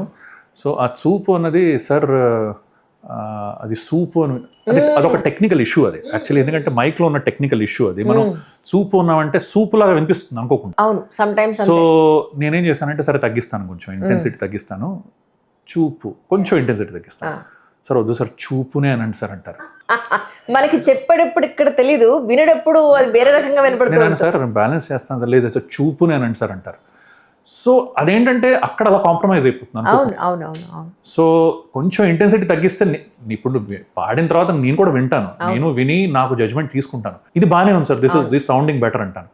లేదు సార్ చూపే బెటర్ సార్. సో అలా అయిపోతుంది అనమాట. అవును అవును. ఈవెన్ దేశభక్తికి దేశభక్తి అంటారు. అరే బాబు దేశభక్తి కాదురా నాయన, దేశభక్తి భారతదేశం. సా సే ష ఇవి పలకడం, అణాలు అళాలు లాలు. జ్ఞాసం చెప్పద్దు, అమ్మో జ్ఞానం చాలా పెద్దవాళ్ళ దగ్గర జ్ఞా పలకాలి అంటే ఐ థింక్ వాళ్ళకి చాలా ఉండాలి. జ్ఞా పలకగా జ్ఞానం అన్నవాళ్ళు ఎంతమంది ఉన్నారో. మీరు అంటే ఈ భాష గురించి డిస్కస్ చేస్తున్నాం కాబట్టి నాకు ఒక సందర్భం గుర్తుకొచ్చింది. అంటే బాలు గారు పాడిన ఒక పాట సంస్కృతంలో ఉంటుంది, అది జొన్నమిత్రులు గారు రాశారు. మహర్షి చిత్రంలో, ఇఫ్ యూ రిమెంబర్, ఊర్వశి గ్లోహ ప్రేయసి హ్రీమ. అవును, అది దాంట్లో చాలా చమత్కారమైన పదాలు, చాలా చాలా చమత్కారం. అప్పుడు నేను కాలేజ్లో ఇదే నా పని అనమాట. అంటే ఇప్పుడు బ్రెత్లెస్, లాగా చుండ్రీ మీద దాగు, మధుబన్ మే రాధికా నాచే, ఇలాంటి కొన్ని క్లిష్టమైన పాటలు తీసుకొని ప్రాక్టీస్ చేయడం. అంటే ఈవెన్ ఏ బ్రెత్లెస్ అయినా కూడా బ్రెత్లెస్ కాదు, తెలియకుండా బ్రెత్. అంటే రికార్డింగ్ లో ఉన్నప్పుడు మనకి బ్రెత్ కట్ చేసేస్తారు, బట్ లైవ్ లో ఉన్నప్పుడు మనకి ఛాలెంజింగ్ వస్తుంది. ఐ థింక్ ఆ పాట ఏదైతే ఉందో అప్పుడు నేను నేర్చుకుని వన్ ఆఫ్ నా కాలేజ్ పర్ఫార్మెన్సెస్ లో పాడాను అనమాట. సో అప్పుడు దట్ పర్టికులర్ పద ప్రయోగం ఏదైతే ఉందో, ఐ జస్ట్ మీకు లిసన్ దట్. ఊర్వశి లౌహ ప్రేయసి హ్రీమా అస్మద్ విద్వద్ విద్యుద్గీతిక త్వమేవా లసద్ విభవద్గీతిక త్వమేవా అస్మద్ విద్వద్ విద్యుద్గీతిక త్వమేవా లసద్ విభవద్గీతిక త్వమేవా త్వమేవా ఏవ ఊర్వశి నమ్రమ్ర ద్రుమ తంబ్రన ఉద్యమ స్వరభుక్ సుఖసఖి త్వమేవా నికట ప్రకట ఘట ఘటిత త్రిపుట స్ఫుట నినద నిధానం త్వమేవా అస్మద్ విద్వద్ విద్యుద్గీతిక త్వమేవా రసవద్ విలసద్ విభవద్గీతిక త్వమేవా అస్మద్ విద్వద్ విద్యుద్గీతిక త్వమేవా రసవద్ విలసద్ విభవద్గీతిక త్వమేవా త్వమేవా ఏవ ఊర్వశి. ఆయన రాయడం ఒక ఎత్తు, ఇది పాడడం బయట చేయడం మరీ కష్టం. అండ్ ఆ సందర్భం కూడా చూస్తే మీరు ఆ అమ్మాయిని ఏడిపిస్తూ ఉంటాడు వెనకాల వెళ్ళి. సో కొన్ని అలాంటి సిచ్యువేషన్స్, కొన్ని పాటలు మనకి ఆ పలకడానికి ఏదైతే మన ఉచ్చారాన్ని క్లియర్ చేయడానికి ఇలాంటి పాటలు దోహదపడతాయి. నేను రీసెంట్ గా ఒక ఆయన ఇంటర్వ్యూ చేసినప్పుడు అదే అన్నా, నువ్వుంటే నా జతగాకి ఉల్టే అని పాడిచ్చేశారు. ఉల్టే సూపర్ హిట్ సాంగ్ ఈ సినిమాలో పాటలు. అంటే దాంట్లో కూడా ఒక చిన్న టెక్నికల్ విషయం ఉంది. ఏంటంటే మనకి పాడేటప్పుడు కొన్ని పదాలు మనం రికార్డింగ్ లో పాడినప్పుడు కానీ మనం అది ఈజ్ తో పాడాలన్నా కూడా నువ్వుంటే ఉంటే అంటాం కదా, కానీ అది జనరల్ గా ఏంటంటే కొంతమందికి న్యాచురల్ నాసల్ టోన్ ఉంటుంది ఒకటి. ఆ నాసల్ టోన్ లో ఏమైపోతుంది అంటే అప్పర్ రిజిస్టర్ వెళ్ళినప్పుడు అయిపోతుంది అన్నమాట, నాకు అయిపోతుంది. సో అది సరే కరెక్ట్ చేసి ఉండొచ్చు, బట్ ఏంటంటే సందర్భం నాకు ఇలాంటి ఒక ఎక్స్పీరియన్స్ బాలు గారితో I had a wonderful experience అనమాట. ఆయన ఎందరో మహానుభావులు మీరు చెప్పారు కదా కార్యక్రమం, ఆయన ప్రొడ్యూస్ చేశారు అది. ఆయన ఓన్లీ ప్రొడ్యూస్డ్ ఇట్. అది ఏం జరిగిందంటే, నేను పాడపతిగా పార్టిసిపేట్ ఫైనల్స్ బెజవాడలో జరిగింది, తుమ్మలపల్లి కళాక్షేత్రంలో. ఆ బెజవాడ పాడపతిగా జరిగినప్పుడు ఆల్మోస్ట్ ఇట్ వాజ్ లైక్ అప్పటిదాకా పాడపతిగా ఫైనల్స్ నాకు రసూల్ బాబు అని ఇంకొక సింగర్ ఉన్నారనమాట. ఆయన ఏంటంటే ఫోక్ వాయిస్ కొంచెం. సో నేనేంటంటే కొన్ని అనమాచార కీర్తనలు ఇవన్నీ కూడా ఈ పాటలు ఆ పాటలు అన్నీ పాడుతున్నాను. సో ఒక రకమైన వైబ్ ఉండేది that I will be the winner. I still remember Smitha was also there, Hyderabad Smitha. Hyderabad Smitha Okay, supporting me, తను బెజవాడే కదా. అవునవును. సో తను ముందు సిరీస్ లో పార్టిసిపేట్ చేసింది. పార్టిసిపేట్ చేసిన తర్వాత ఈ సెకండ్ సిరీస్ లో కొంచెం she was helping out with arrangements also. And Okay. తను సెకండ్ సీట్ లో కూర్చొని ఎంకరేజ్ కూడా చేస్తూ ఉన్నాను. సో అందరూ వచ్చి నాకు పాట పాడిన వెంటనే నువ్వే వినర్ అలా అనేటప్పటికి నాకు కొంచెం ఎక్స్పెక్టేషన్స్ బాగా పెరిగిపోయాయి అనమాట. ఓ యా మనమే. బట్ అల్టిమేట్లీ ఫైనల్ రిజల్ట్లో ఏంటంటే 0.8%తో I became the runner up. అరే సో అప్పుడు నాకు చాలా బాధగా ఉండి, మిస్టేక్ యాక్చువల్లీ వై అదేంటంటే కీరవాణి గారు భువనచంద్ర గారు ఇద్దరు జడ్జెస్ చెప్పింది ఏంటంటే, కీరవాణి గారు లాస్ట్ రౌండ్ జడ్జెస్ చాయిస్ రౌండ్లో కీరవాణి గారు అన్నారు ఏదైనా ప్రైవేట్ సాంగ్ పాడమన్నారు. సో ప్రైవేట్ సాంగ్ పాడమంటే నేను హనుమాచారి కీర్తన పాడాను. మేడం కంపోజ్ చేసినది. పైగా ఆవిడేంటంటే నాకు ఆ కాంపిటీషన్ కోసం స్పెషల్ సంగతులు నెరవలు కూడా నేర్పించి పంపించారనమాట. అది నేను పాడాను. రసూల్ బాబు ఏంటంటే ఫోక్ సాంగ్ పాడాడు. ఓకే. సో లాస్ట్కి చెప్పారంటే ఊపు ఉంటుంది అంటే చెప్పారేంటంటే సినిమా సంగీతానికి అన్ని గమకాలు అవసరం లేదు. సో కొన్ని కారణాల వల్ల, కొన్ని చిన్న విషయం వల్ల the judgement had to be taken. బాలుగారు కూడా అప్పుడు అయిన వెంటనే బాలుగారు నా దగ్గరకు వచ్చారు. నా దగ్గరకు వచ్చి ఫస్ట్ బాలుగారు వచ్చి ఐ టోటలీ అండర్స్టాండ్, మనం అనుకున్న ప్రకారం జరగకపోతే ఎలా ఉంటుంది అని. అంటే he was also expect but nevertheless I assure you, నేను ఒక ప్రోగ్రామ్ ప్రొడ్యూస్ చేస్తున్నాను, I will call you for that and you will be singing for me. That's so nice. నేను ఏదో పెద్ద మనిషి వచ్చి నేను బాధలో ఉన్నాను కదా ఉట్టందిస్తున్నారు అనుకుని నేను ఏదో నా వాళ్ళలో నేను ఉన్నాను అనమాట. I did not focus or trust on his words. కానీ ఒక almost like between 1 year duration ఆయన కాల్ చేసి చంద్రమోహన్ భాలు గుర్తుపెట్టి పిలిచి దాంట్లో నా చేత 17 పాటలు పాడించారు, 17 సాంగ్స్. సో దాంట్లో రకరకాల పాటలు, ఘంటసాల గారి పాటలు, ఆయన పాటలు, ఇవి. అయితే ఒక పాట నేను చెప్పొచ్చాను కదా, from the link where pronunciation correction happen. ఒక మధుమాసపు మన్మథ రాగమా అని ఒక పాట కోటి గారు కంపోజ్ చేసింది. అది ఆ పాట ఫస్ట్ ఏంటంటే మేము లైవ్ పాడేవాళ్ళం Chandramohan Balu, all the orchestra use to sing live. కానీ దాంట్లో ఏంటంటే కొన్ని ఎవరైనా చిన్న మిస్టేక్ జరిగినా కూడా మళ్ళీ మొత్తం స్టార్టింగ్ నుంచి రీటేక్ తీసుకోవడం, టైం ఎక్కువ అయిపోవడం జరిగింది. సో దానివల్ల ఏం చేశారంటే ముందు రికార్డ్ చేసేసుకుందాం, రికార్డ్ చేసిన తర్వాత we will go there and lip sync it and perform. So ఆ సందర్భంలో ఏమైందంటే ముందు స్టూడియోలో రికార్డ్ కోదండపాణి అది కూడా. అప్పుడు మధుమాసపు మన్మథ రికార్డ్ చేస్తున్నప్పుడు దాంట్లో చరణంలో వయసుగింది ఊగింది తుళ్ళి కౌగిళ్ళే కోరింది మళ్ళీ పరువపు తొలకరిలో మధుమాసపు మన్మథ. సో ఈ లైన్ ఏదైతే ఉందో దాంట్లో వయసు చిత్రగారు అనుకుంటా, చిత్రగారే, బాలుగారు చిత్రగారు. దీంట్లో వయసూగింది ఊగింది తుళ్ళి ఉంది కదా, ఆ ఊగింది వయసూగింది ఊగింది పాడుతున్నప్పుడు మీకు ఎలా అనిపిస్తుంది? వయసూగింది ఊగింది ఊగింది యూగింది అని అనిపిస్తుంది.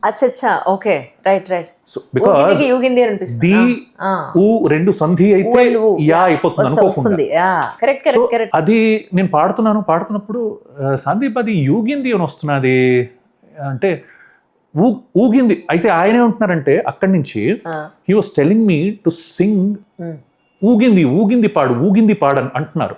నేను ఊనే అనుకుంటున్నాను, ఎందుకంటే నాకు వినిపించడం అన్నది వినిపించదు, ఊఏ వినిపిస్తుంది మైక్ లో. నేను ఊఏ పాడుతున్నాను, ఈ కాస్త యూ అయిపోతుంది. అవును, నేను కూడా డబ్బింగ్ ఇచ్చినప్పుడు లేదంటే నేను అలా ప్రొనౌన్స్ చేయలేదండి అని, నేను లేదమ్మా మాకు అలాగే వస్తుంది ఇక్కడ అని వాళ్ళు, దానికోసం ఎన్ని టేక్ లో బాబోయ్ చెప్పద్దు.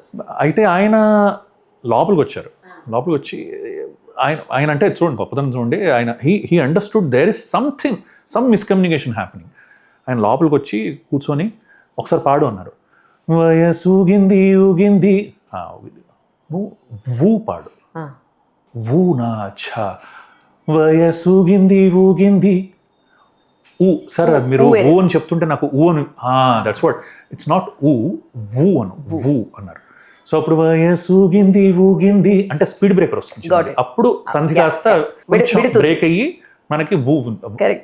సో దాట్ సటిల్ కరెక్షన్ ఏదైతే ఉందో అది అలాంటి వాళ్ళ ఎక్స్పీరియన్స్ తోటి మనకి లభించడం జరుగుతుంది. True that's a great point. Really singers అనుకునే వాళ్ళకి ఇది చాలా ఇంపార్టెంట్ లా కనిపిస్తుంది actually. ఉచ్చారణ అన్నది అంటే మనకి బాలుగారు కూడా I know. ఎంత అంటే అసలు ఆయన అంటూ ఉండేవారు అనమాట స్టూడియోలో ఉన్నప్పుడు కొన్ని అంటే ఆ పర్సనల్ సందర్భాలు ఉంటాయి కదా,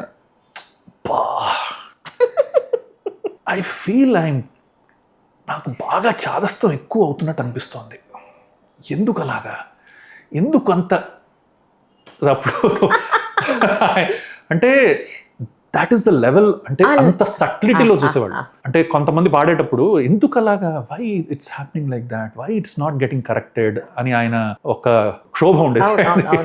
సో ఈవెన్ ఇన్ పాడుతీగలు మీరు చూసినా కూడా ఆయన ఉచ్చారణ మీద ఎంత స్ట్రెస్ చేసేవారు, వెరీ పర్టికులర్ గా ఉండేవారు. ఎక్కువ టైం తీసుకుంటే క్షమించాలి, అయ్యో ఈ ప్రశ్నతో ముగిస్తాను నేను. అయ్యో పాట ఒకటి పుట్టింది, రాశారు, రికార్డింగ్కి వెళ్లే ముందు సింగర్ ఎవరు అనేది ఎన్నో ఆప్షన్స్ ఫిల్టరేషన్స్ దాటి ఎన్నో వాయిస్లు విన్నాక మనం వాళ్ళకి గుర్తు రావాలి, లేదు ఈ వాయిస్ కరెక్ట్గా అతనైతేనే సెట్ అవుతుంది లేదా ఆవిడైతేనే సెట్ అవుతుందని గుర్తు రావాలి. సంవత్సరానికి 1-2 పాటలు పాడితే అందులో లేదా ఒక 4-5 పాటలు పాడితే ఒక్క పాట హిట్ అయితే మళ్ళీ నెక్స్ట్ అవకాశం వస్తుందన్న అవకాశం ఛాన్స్ కూడా ఉందో లేదో ఈ రోజుల్లో మనం కనుక్కోవడం చాలా కష్టం. సేమ్ విత్ యాక్టింగ్ కూడా. ఈసారి మనకి అవకాశం వచ్చిందంటే నెక్స్ట్ టైంకి ఆ క్యారెక్టర్ అప్పుడు నేను వాళ్ళకి గుర్తుండాలి కదా, లేదా నేను అడిగిన నా అవకాశం దొరకాలి కదా. ఇది అంతే. అగైన్ మ్యూజిషియన్గా ఒక మ్యూజిక్ డైరెక్టర్కి ఒక అవకాశం రావాలి అంటే ఎన్నో ఫిల్టర్స్ దాటి రావాలి అంటే అది మహాసముద్రంలో ఒక నీటి బొట్టు లాంటిది. సో వీటన్నింటి మీద లైవ్లీహుడ్ ఆధారపడి ఉండడం ఎంతవరకు కరెక్ట్? ఇవి హాబీలానే ఉంచుకుంటే మంచిదా, బతకడానికి ఇందాక నేను అందుకే ఆ ప్రశ్న వేసిన కారణం. సో ఇంకొకటి మనం పెట్టుకోవడం మంచిదా? What is your experience? నేను తరచుగా చెప్తూ ఉంటాను ఏంటంటే, మనకి ఇప్పుడు నాకు దేవుడి దయ వల్ల నేను ఇంజనీరింగ్ చేశాను, డాడీ ఒక గైడెన్స్ వల్ల. ఈవెన్ టు బి ఫ్రాంక్, బాలుగారు మా అమ్మ కంప్లైంట్ చేసింది బాలుగారికి వెళ్ళి, ఎందుకంటే ఎందరమోహన్ హాల్ టైంలో నేను మానేద్దాం అనుకున్నాను, బికాజ్ నాకు సింగింగ్ అవకాశాలు పెరుగుతున్నాయి కాబట్టి నేను జాబ్ మానేసి వచ్చేద్దాం అనుకున్నాను. మమ్మీ సైలెంట్గా వెళ్ళి బాలుగారు కంప్లైంట్ చేసింది అనమాట. ఆయన నన్ను రూమ్లో పిలిచి he gave me a big class. ఆయన అన్నారు ఏంటంటే, నువ్వు ఇంజనీరింగ్ చేసావు, నువ్వు జాబ్ కూడా చేస్తున్నావు, so why don't you keep doing it, and there will be a time when you are not able to do it, it's not getting possible అని, then you come out, it is okay. There is a possibility when you are able to manage, ఎందుకు నువ్వు బయటకు వచ్చేద్దాం అనుకుంటున్నావు? I'm telling, this is when you have something in your hand, keep it and go అని ఆయన సలహా ఇచ్చారు. నేను ఇంజనీరింగ్ ఫినిష్ చేయలేకపోయాను because of some reasons, and then I had to jump in this singing career. So నేను చెప్పొచ్చేది ఆయన అప్పుడు వేళ్ల మీద లెక్క పెట్టేంత సింగర్సే ఉన్నారు. Totally yes. ఇప్పుడు అదే ఇప్పుడు పరిస్థితి ఏంటంటే, ప్రతి ఒక్కళ్ళు కంపల్సరీగా వాళ్ళకి వేరే ఏదైనా ఆధారపడే అవకాశం ఉంది అని అంటే, it is always good to keep your livelihood on and do it. అవకాశం లేదనుకోండి, వాళ్ళకి డిగ్రీ లేదు, లేకపోతే వేరే ఏదైనా చేసే ఆధారం లేదు, నాకు ఇదే చెయ్యాలి అన్నప్పుడు తప్పదు. అప్పుడు ఏంటంటే they go inside it totally, have those struggles. And ఇప్పుడు రవితేజ ఎగ్జాంపుల్ చెప్తూ ఉంటాను అనమాట. రవితేజ ఎప్పటి నుంచి ఉన్నారు ఆయన, స్ట్రగుల్ చేసి చేసి చేసి చేసి చేసి చేసి ఎన్ని ఏళ్ల దాకా ఆ పేషెన్స్ ఉంచుకోగలిగారు. ఆ పేషెన్స్ అన్నది ఉంది అంటే దట్ విల్ వర్క్అవుట్. ఆ పేషెన్స్ అన్నది it's not so easy, it will break at some moment of time. So అలాంటి సందర్భంలో then people again come back. ఏం చేయాలి, అప్పుడు ఇన్ని ఏళ్ల దాకా మనకి బ్రేక్ వచ్చిన తర్వాత ఏం చేయాలో తెలియకపోతే, అందుకనే it's always good keep having something and do your things which your liking. మనకి అది ఎప్పుడు is always suggestable. Hard work luck, mix of both.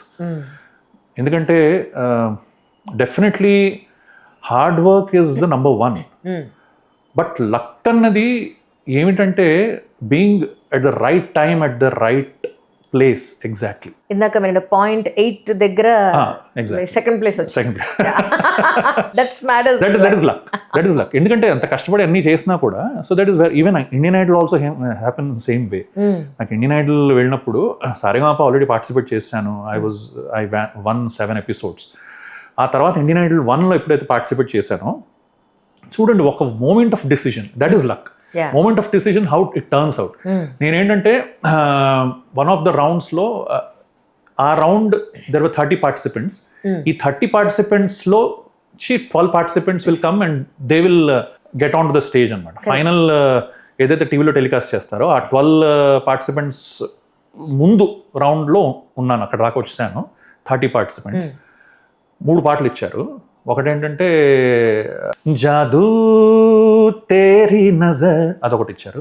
ఇంకొకటి pretty woman walking down the street pretty woman అదొకటి ఇచ్చారు. ఇంకొకటి లాగా చున్నరీ మీద ఇది ఇచ్చారు. ఈ 3 పాటలు నాకు లాగా చున్నరీ మీద చాలా మనసు క్లోజ్ అనమాట. ఎందుకంటే క్లాసికల్ అది నాకు ఆయన తరానా అవన్నీ బాగా ప్రాక్టీస్ చేశాను. ఇవి రెండు ఏంటంటే ఇది చాలా ఈజీ పాట కదా, అందరూ ఇదే పాడతారు కదా, దీంట్లో సెలెక్షన్ ఎలా అవుతుంది అని ఈ రెండో పాట నాకు వద్దనుకున్నాను. ఈ 3వ పాట సెలెక్ట్ చేసుకున్నాను. అయితే ఈక్వేషన్ చూడండి ఎలా రాంగ్ అవుతుందో. ఈ 30 మందిలో జాదూ తేరీ నజర్ అన్నది ఆల్మోస్ట్ 12 మంది పాడారు. అమ్మ బాబోయ్. ఓకే, 12 మందిలో 6 సెలెక్ట్ అయ్యారు. 12 మందిలో 6 సెలెక్ట్. సగం. ఈ లాగా చుండ్రి మీద ముగ్గురం పాడాం. ఓహో. ముగ్గురులో ఒక్కటి సెలెక్ట్ అయ్యాడు. సో లాగా చుండ్రి మీద is a tough song. Correct. Tough సాంగ్లో చాలా ఫైనర్గా చూడడం జరుగుతుంది. Jadoo Teri Nazar is a easy song.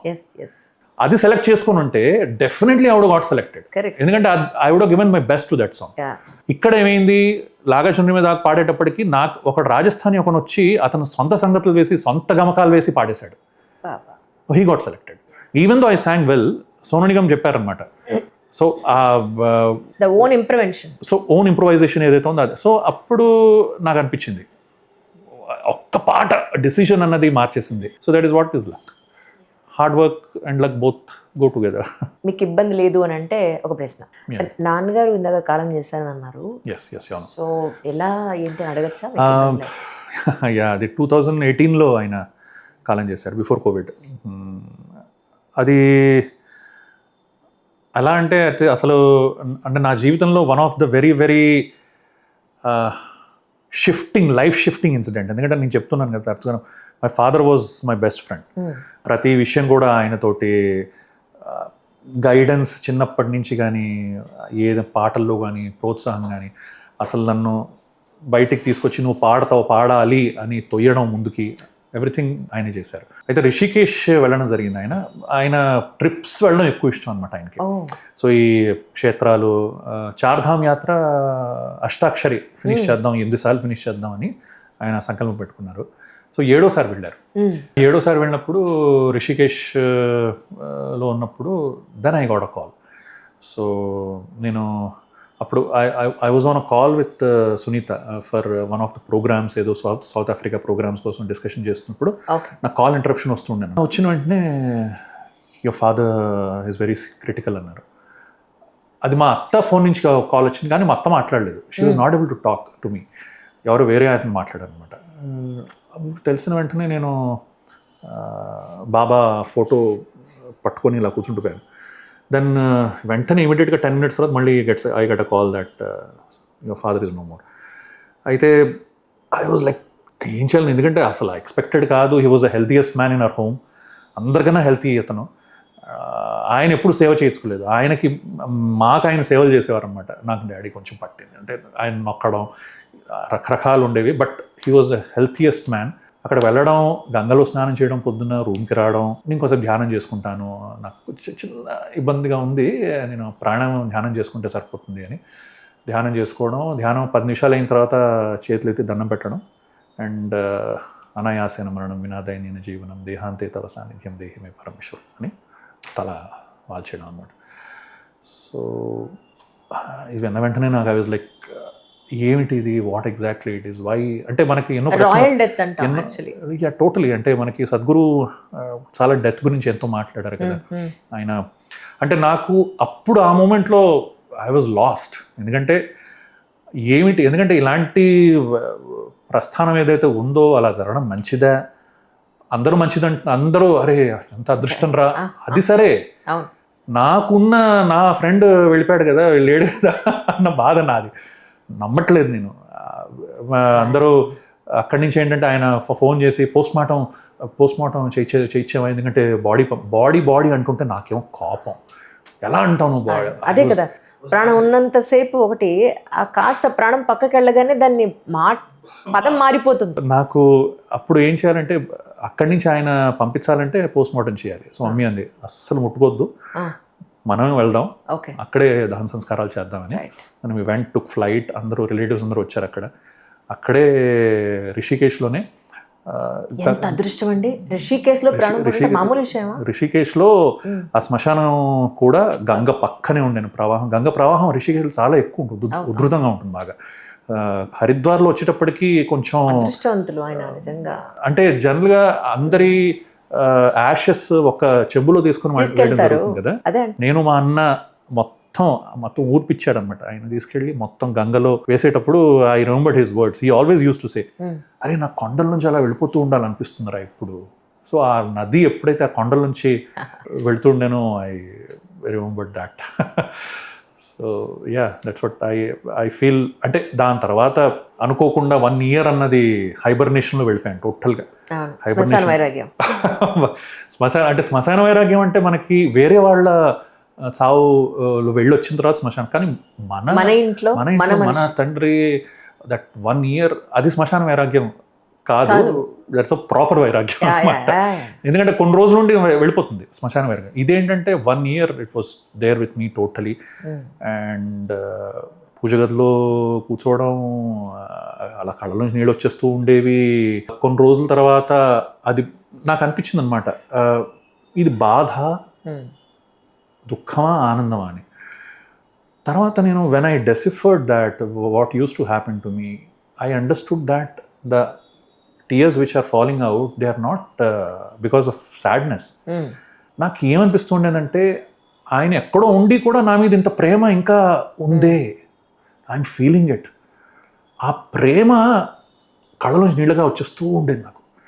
ఆ ప్రేమ అన్నది అది మమ్మీ చూసి, ఏంట్రా నువ్వు 2 గంటలు అయిపోయింది, 3 గంటలు అయిపోయింది, అలాగే కూర్చుంటున్నావు, ఏం చేస్తున్నావు అని తను చాలా బాధపడిపోయేది. బట్ ఏంటంటే డాడీ ఎప్పుడు విష్ణు సహస్రనామం చదువుతూ ఉండేవారు. His daily ritual was Vishnu Sahasranamam అనమాట.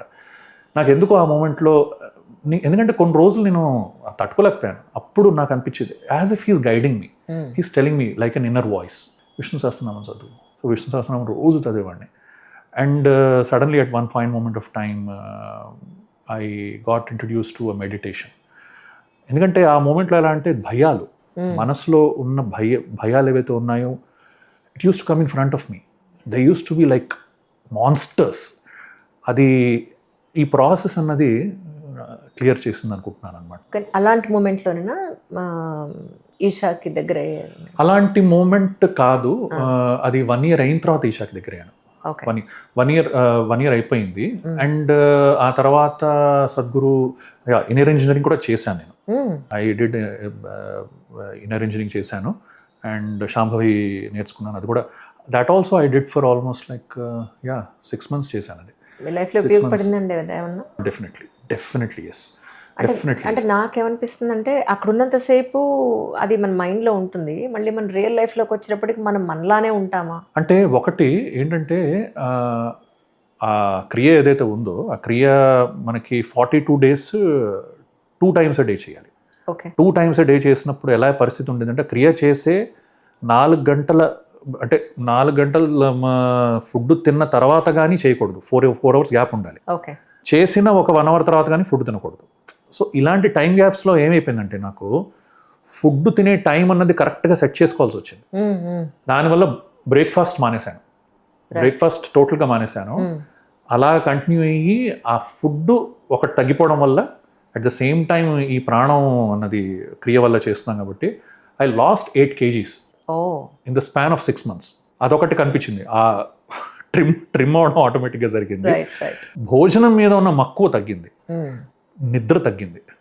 So these practical things I can tell. And not only because, as this is one of the things, but because of that particular thing నేను Vishnu Sahasranamam and also meditation ఏదైతే ఉందో సుషుమ్నా క్రియ meditation, అది కూడా దీనికి దోహదపడింది అనుకుంటున్నాను అనమాట.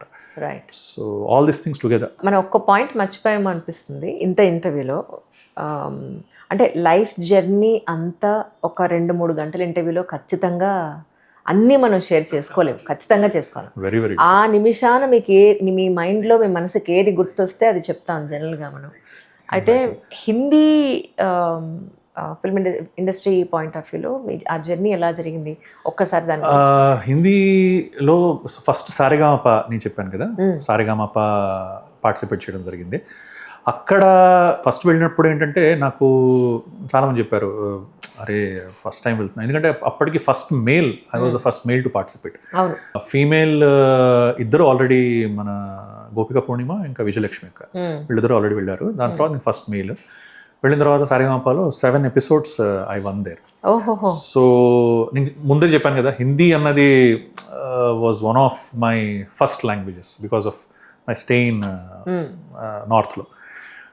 అక్కడ హిందీ పాటలు పాడి వాళ్ళని మెప్పించడం అన్నది that was one of the challenging tasks for me. And more over ఏంటంటే షాన్ కూడా ఒక సందర్భంలో తీసుకెళ్ళాడు, పక్కకు తీసుకెళ్ళి, యార్ तुम्हारा नाम संदीप बच्चू है ना, सो बच्चू मतलब तुम क्या बंगाली हो क्या? नहीं दा मैं. ఆయన పాటలు 90s లో ఎంత ఫ్యాన్సీగా ఉండేవండి. టోటలీ, అంటే ఆయన he was very so down to earth. And అంటే ఆయన ఏంటంటే కలిసిపోయేవాడు అనమాట పార్టిసిపెంట్స్తో. దాని తర్వాత నేను చెప్పాను మరి తెలుగు అంటే షాన్దే కదా భూలు జా జో హువా ఉసే భూలు జా. అప్పట్లో చాలా చాలా అంటే షాన్ సూపర్ హిట్ సాంగ్స్ అసలు అవన్నీ. షాన్ ఇంకొక పాట నేను సారేగామపలో కూడా ఒక పాట పాడాను విశాల్ శేఖర్ వచ్చినప్పుడు. So one of the Shaan songs also అది సెకండ్ సీజన్లో పిలిచారన్నమాట నన్ను. సో ఫస్ట్ సీజన్లో ఏంటంటే ఆల్మోస్ట్ రఫీ గారి పాటలు, మన్నాడి గారి పాటలు, ఒక బ్రహ్మం ఒకటి పాడాను, మన తెలుగు హనుమాచరి కీర్తన. హనుమాచరి కీర్తన పాడినప్పుడు చాలా చాలా అప్రిసియేషన్ వచ్చింది అనమాట. అక్కడ ఉన్న వాళ్ళు మహారాష్ట్రియన్స్ వచ్చి చాలా అప్రిషియేట్ చేయడం జరిగింది. So those were one of the very very memorable incidents for me అనమాట ఫ్రమ్ సారేగామప. ప్రేక్షకుల కోసం ఒక హిందీ పాట. One of the songs which I remember ఏదంటే రఫీ గారిది ఒక పాట అండ్ మనాడే గారిది ఒకటి. ఈ రెండు these were suddenly I remember. So చౌదవి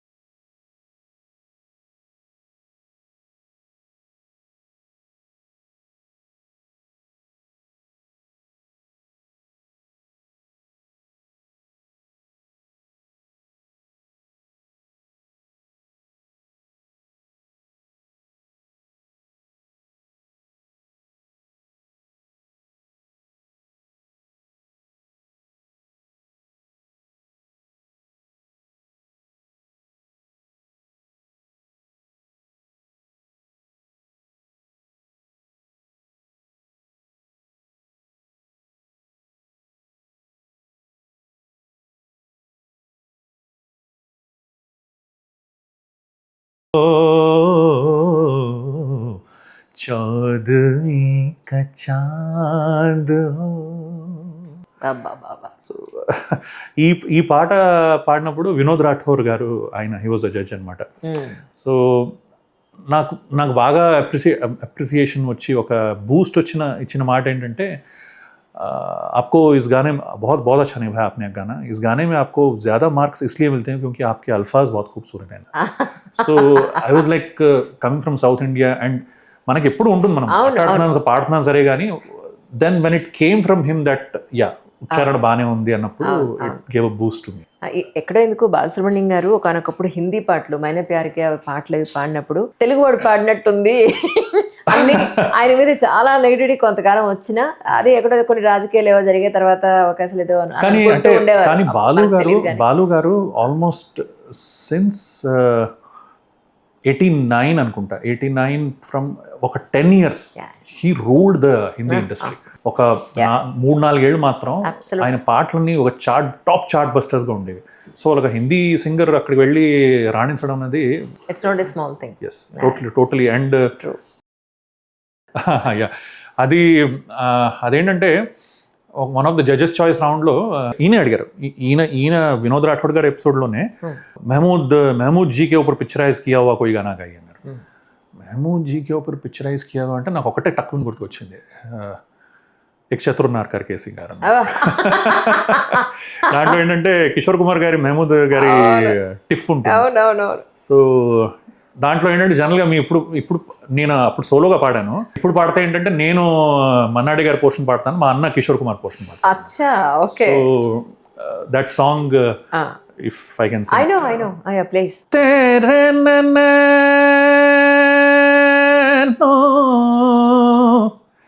तेरी नैनो तेननो तेननो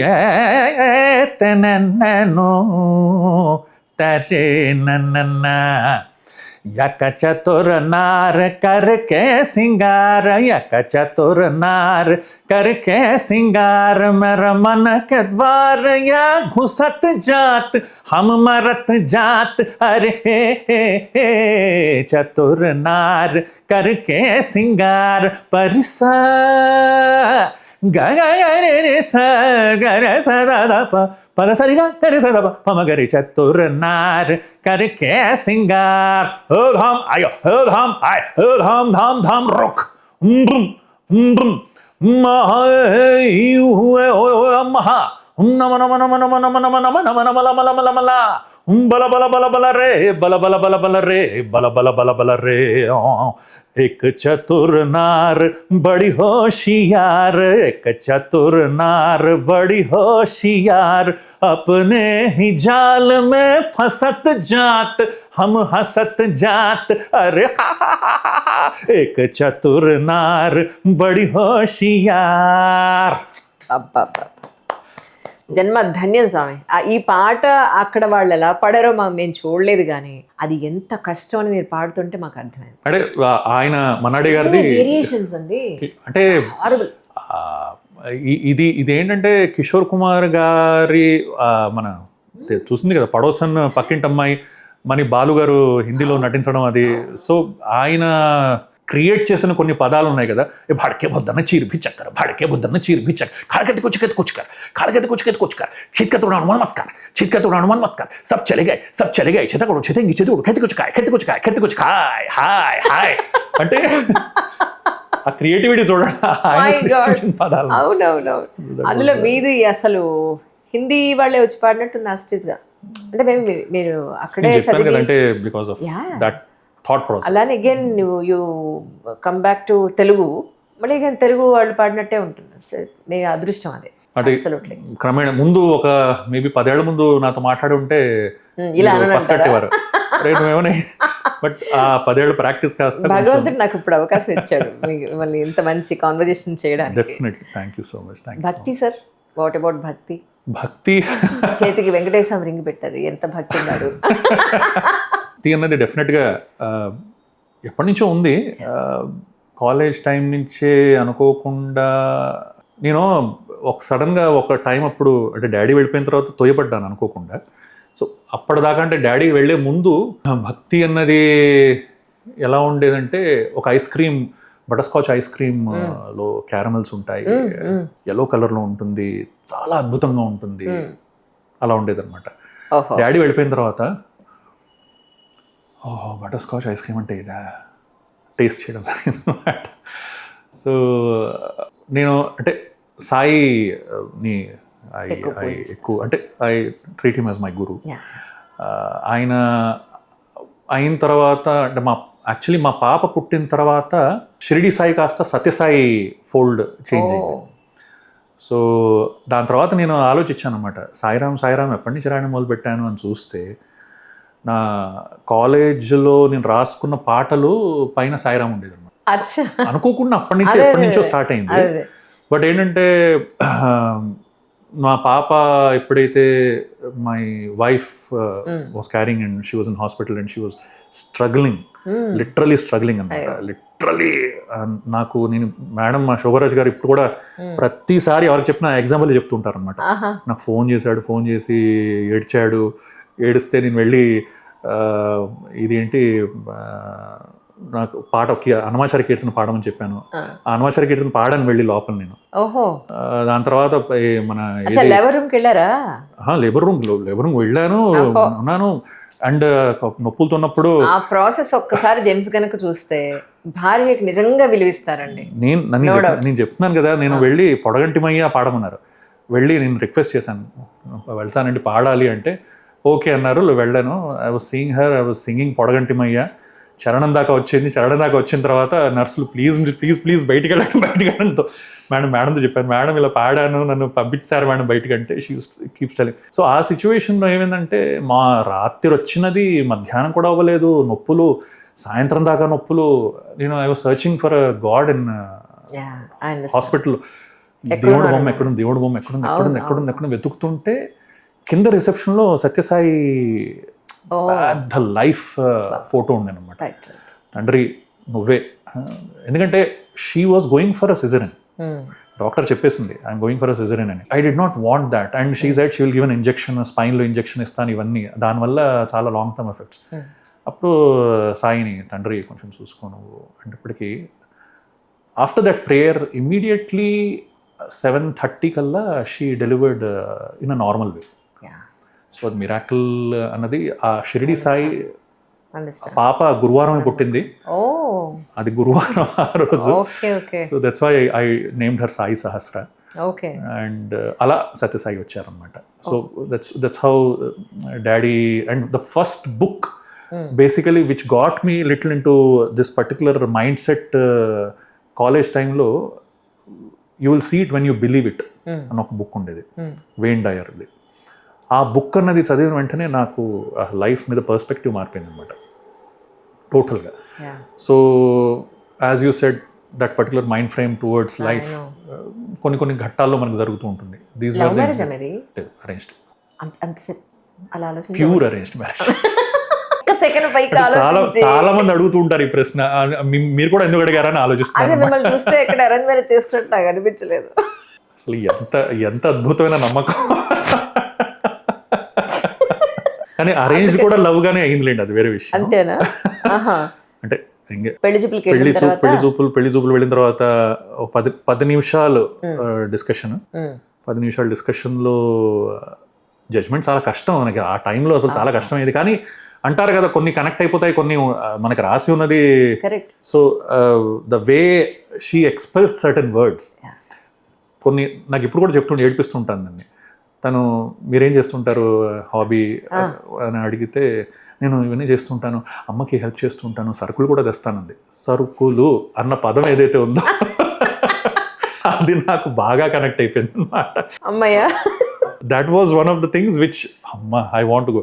ఇప్పుడు కూడా చెప్తాను, మొన్న కూడా ఏదో అంటూ సరుకులు అన్న పదంతో చూసావా, ఓహో అంటే సరుకులు అంటే ఓహో ఈమె బాగా సరుకులు తెస్తుంది, బాగా ఇంటి పని చేస్తుంది, అందుకనే అన్నమాట సెలెక్ట్ చేశాను. అయితే నెక్స్ట్ టైం ఫ్యామిలీ ఇంటర్వ్యూ మీకు చూపిస్తా పక్కాగా, నో డౌట్ అందులో. Pure arrange marriage. That's really very nice. Very nice talking to you అండి. Thank you so much for your 2 hours time for me. 2 hours నాకు ఇంకా అంటే మీతో మాట్లాడిన తర్వాత ఓహో అసలు ఇంతేనా మాట్లాడింది అన్న ఫీలింగ్ వస్తుంది అనమాట. మేబీ ఒక 50% అయిందా మాటల్లో. So but ya it was so wonderful. Thank you so much sir, really thank you so much. So wonderful. And I would like to really appreciate, అంటే న్యాచురల్గా వెళ్ళే ఒక ప్రాసెస్ అన్నది చాలా అరుదుగా కొంతమందిలోనే ఉంటుంది. ద వే ఒక టెంప్లెట్ బేస్డ్గా వెళ్ళిపోవడం క్వశ్చన్స్, అది కొన్నిసార్లు అదే రిపీటెడ్గా చాలా ఎబ్బట్టుగా ఉంటుంది. But I would really like to appreciate the way you handle the conversations. Thank you so much. Thank you.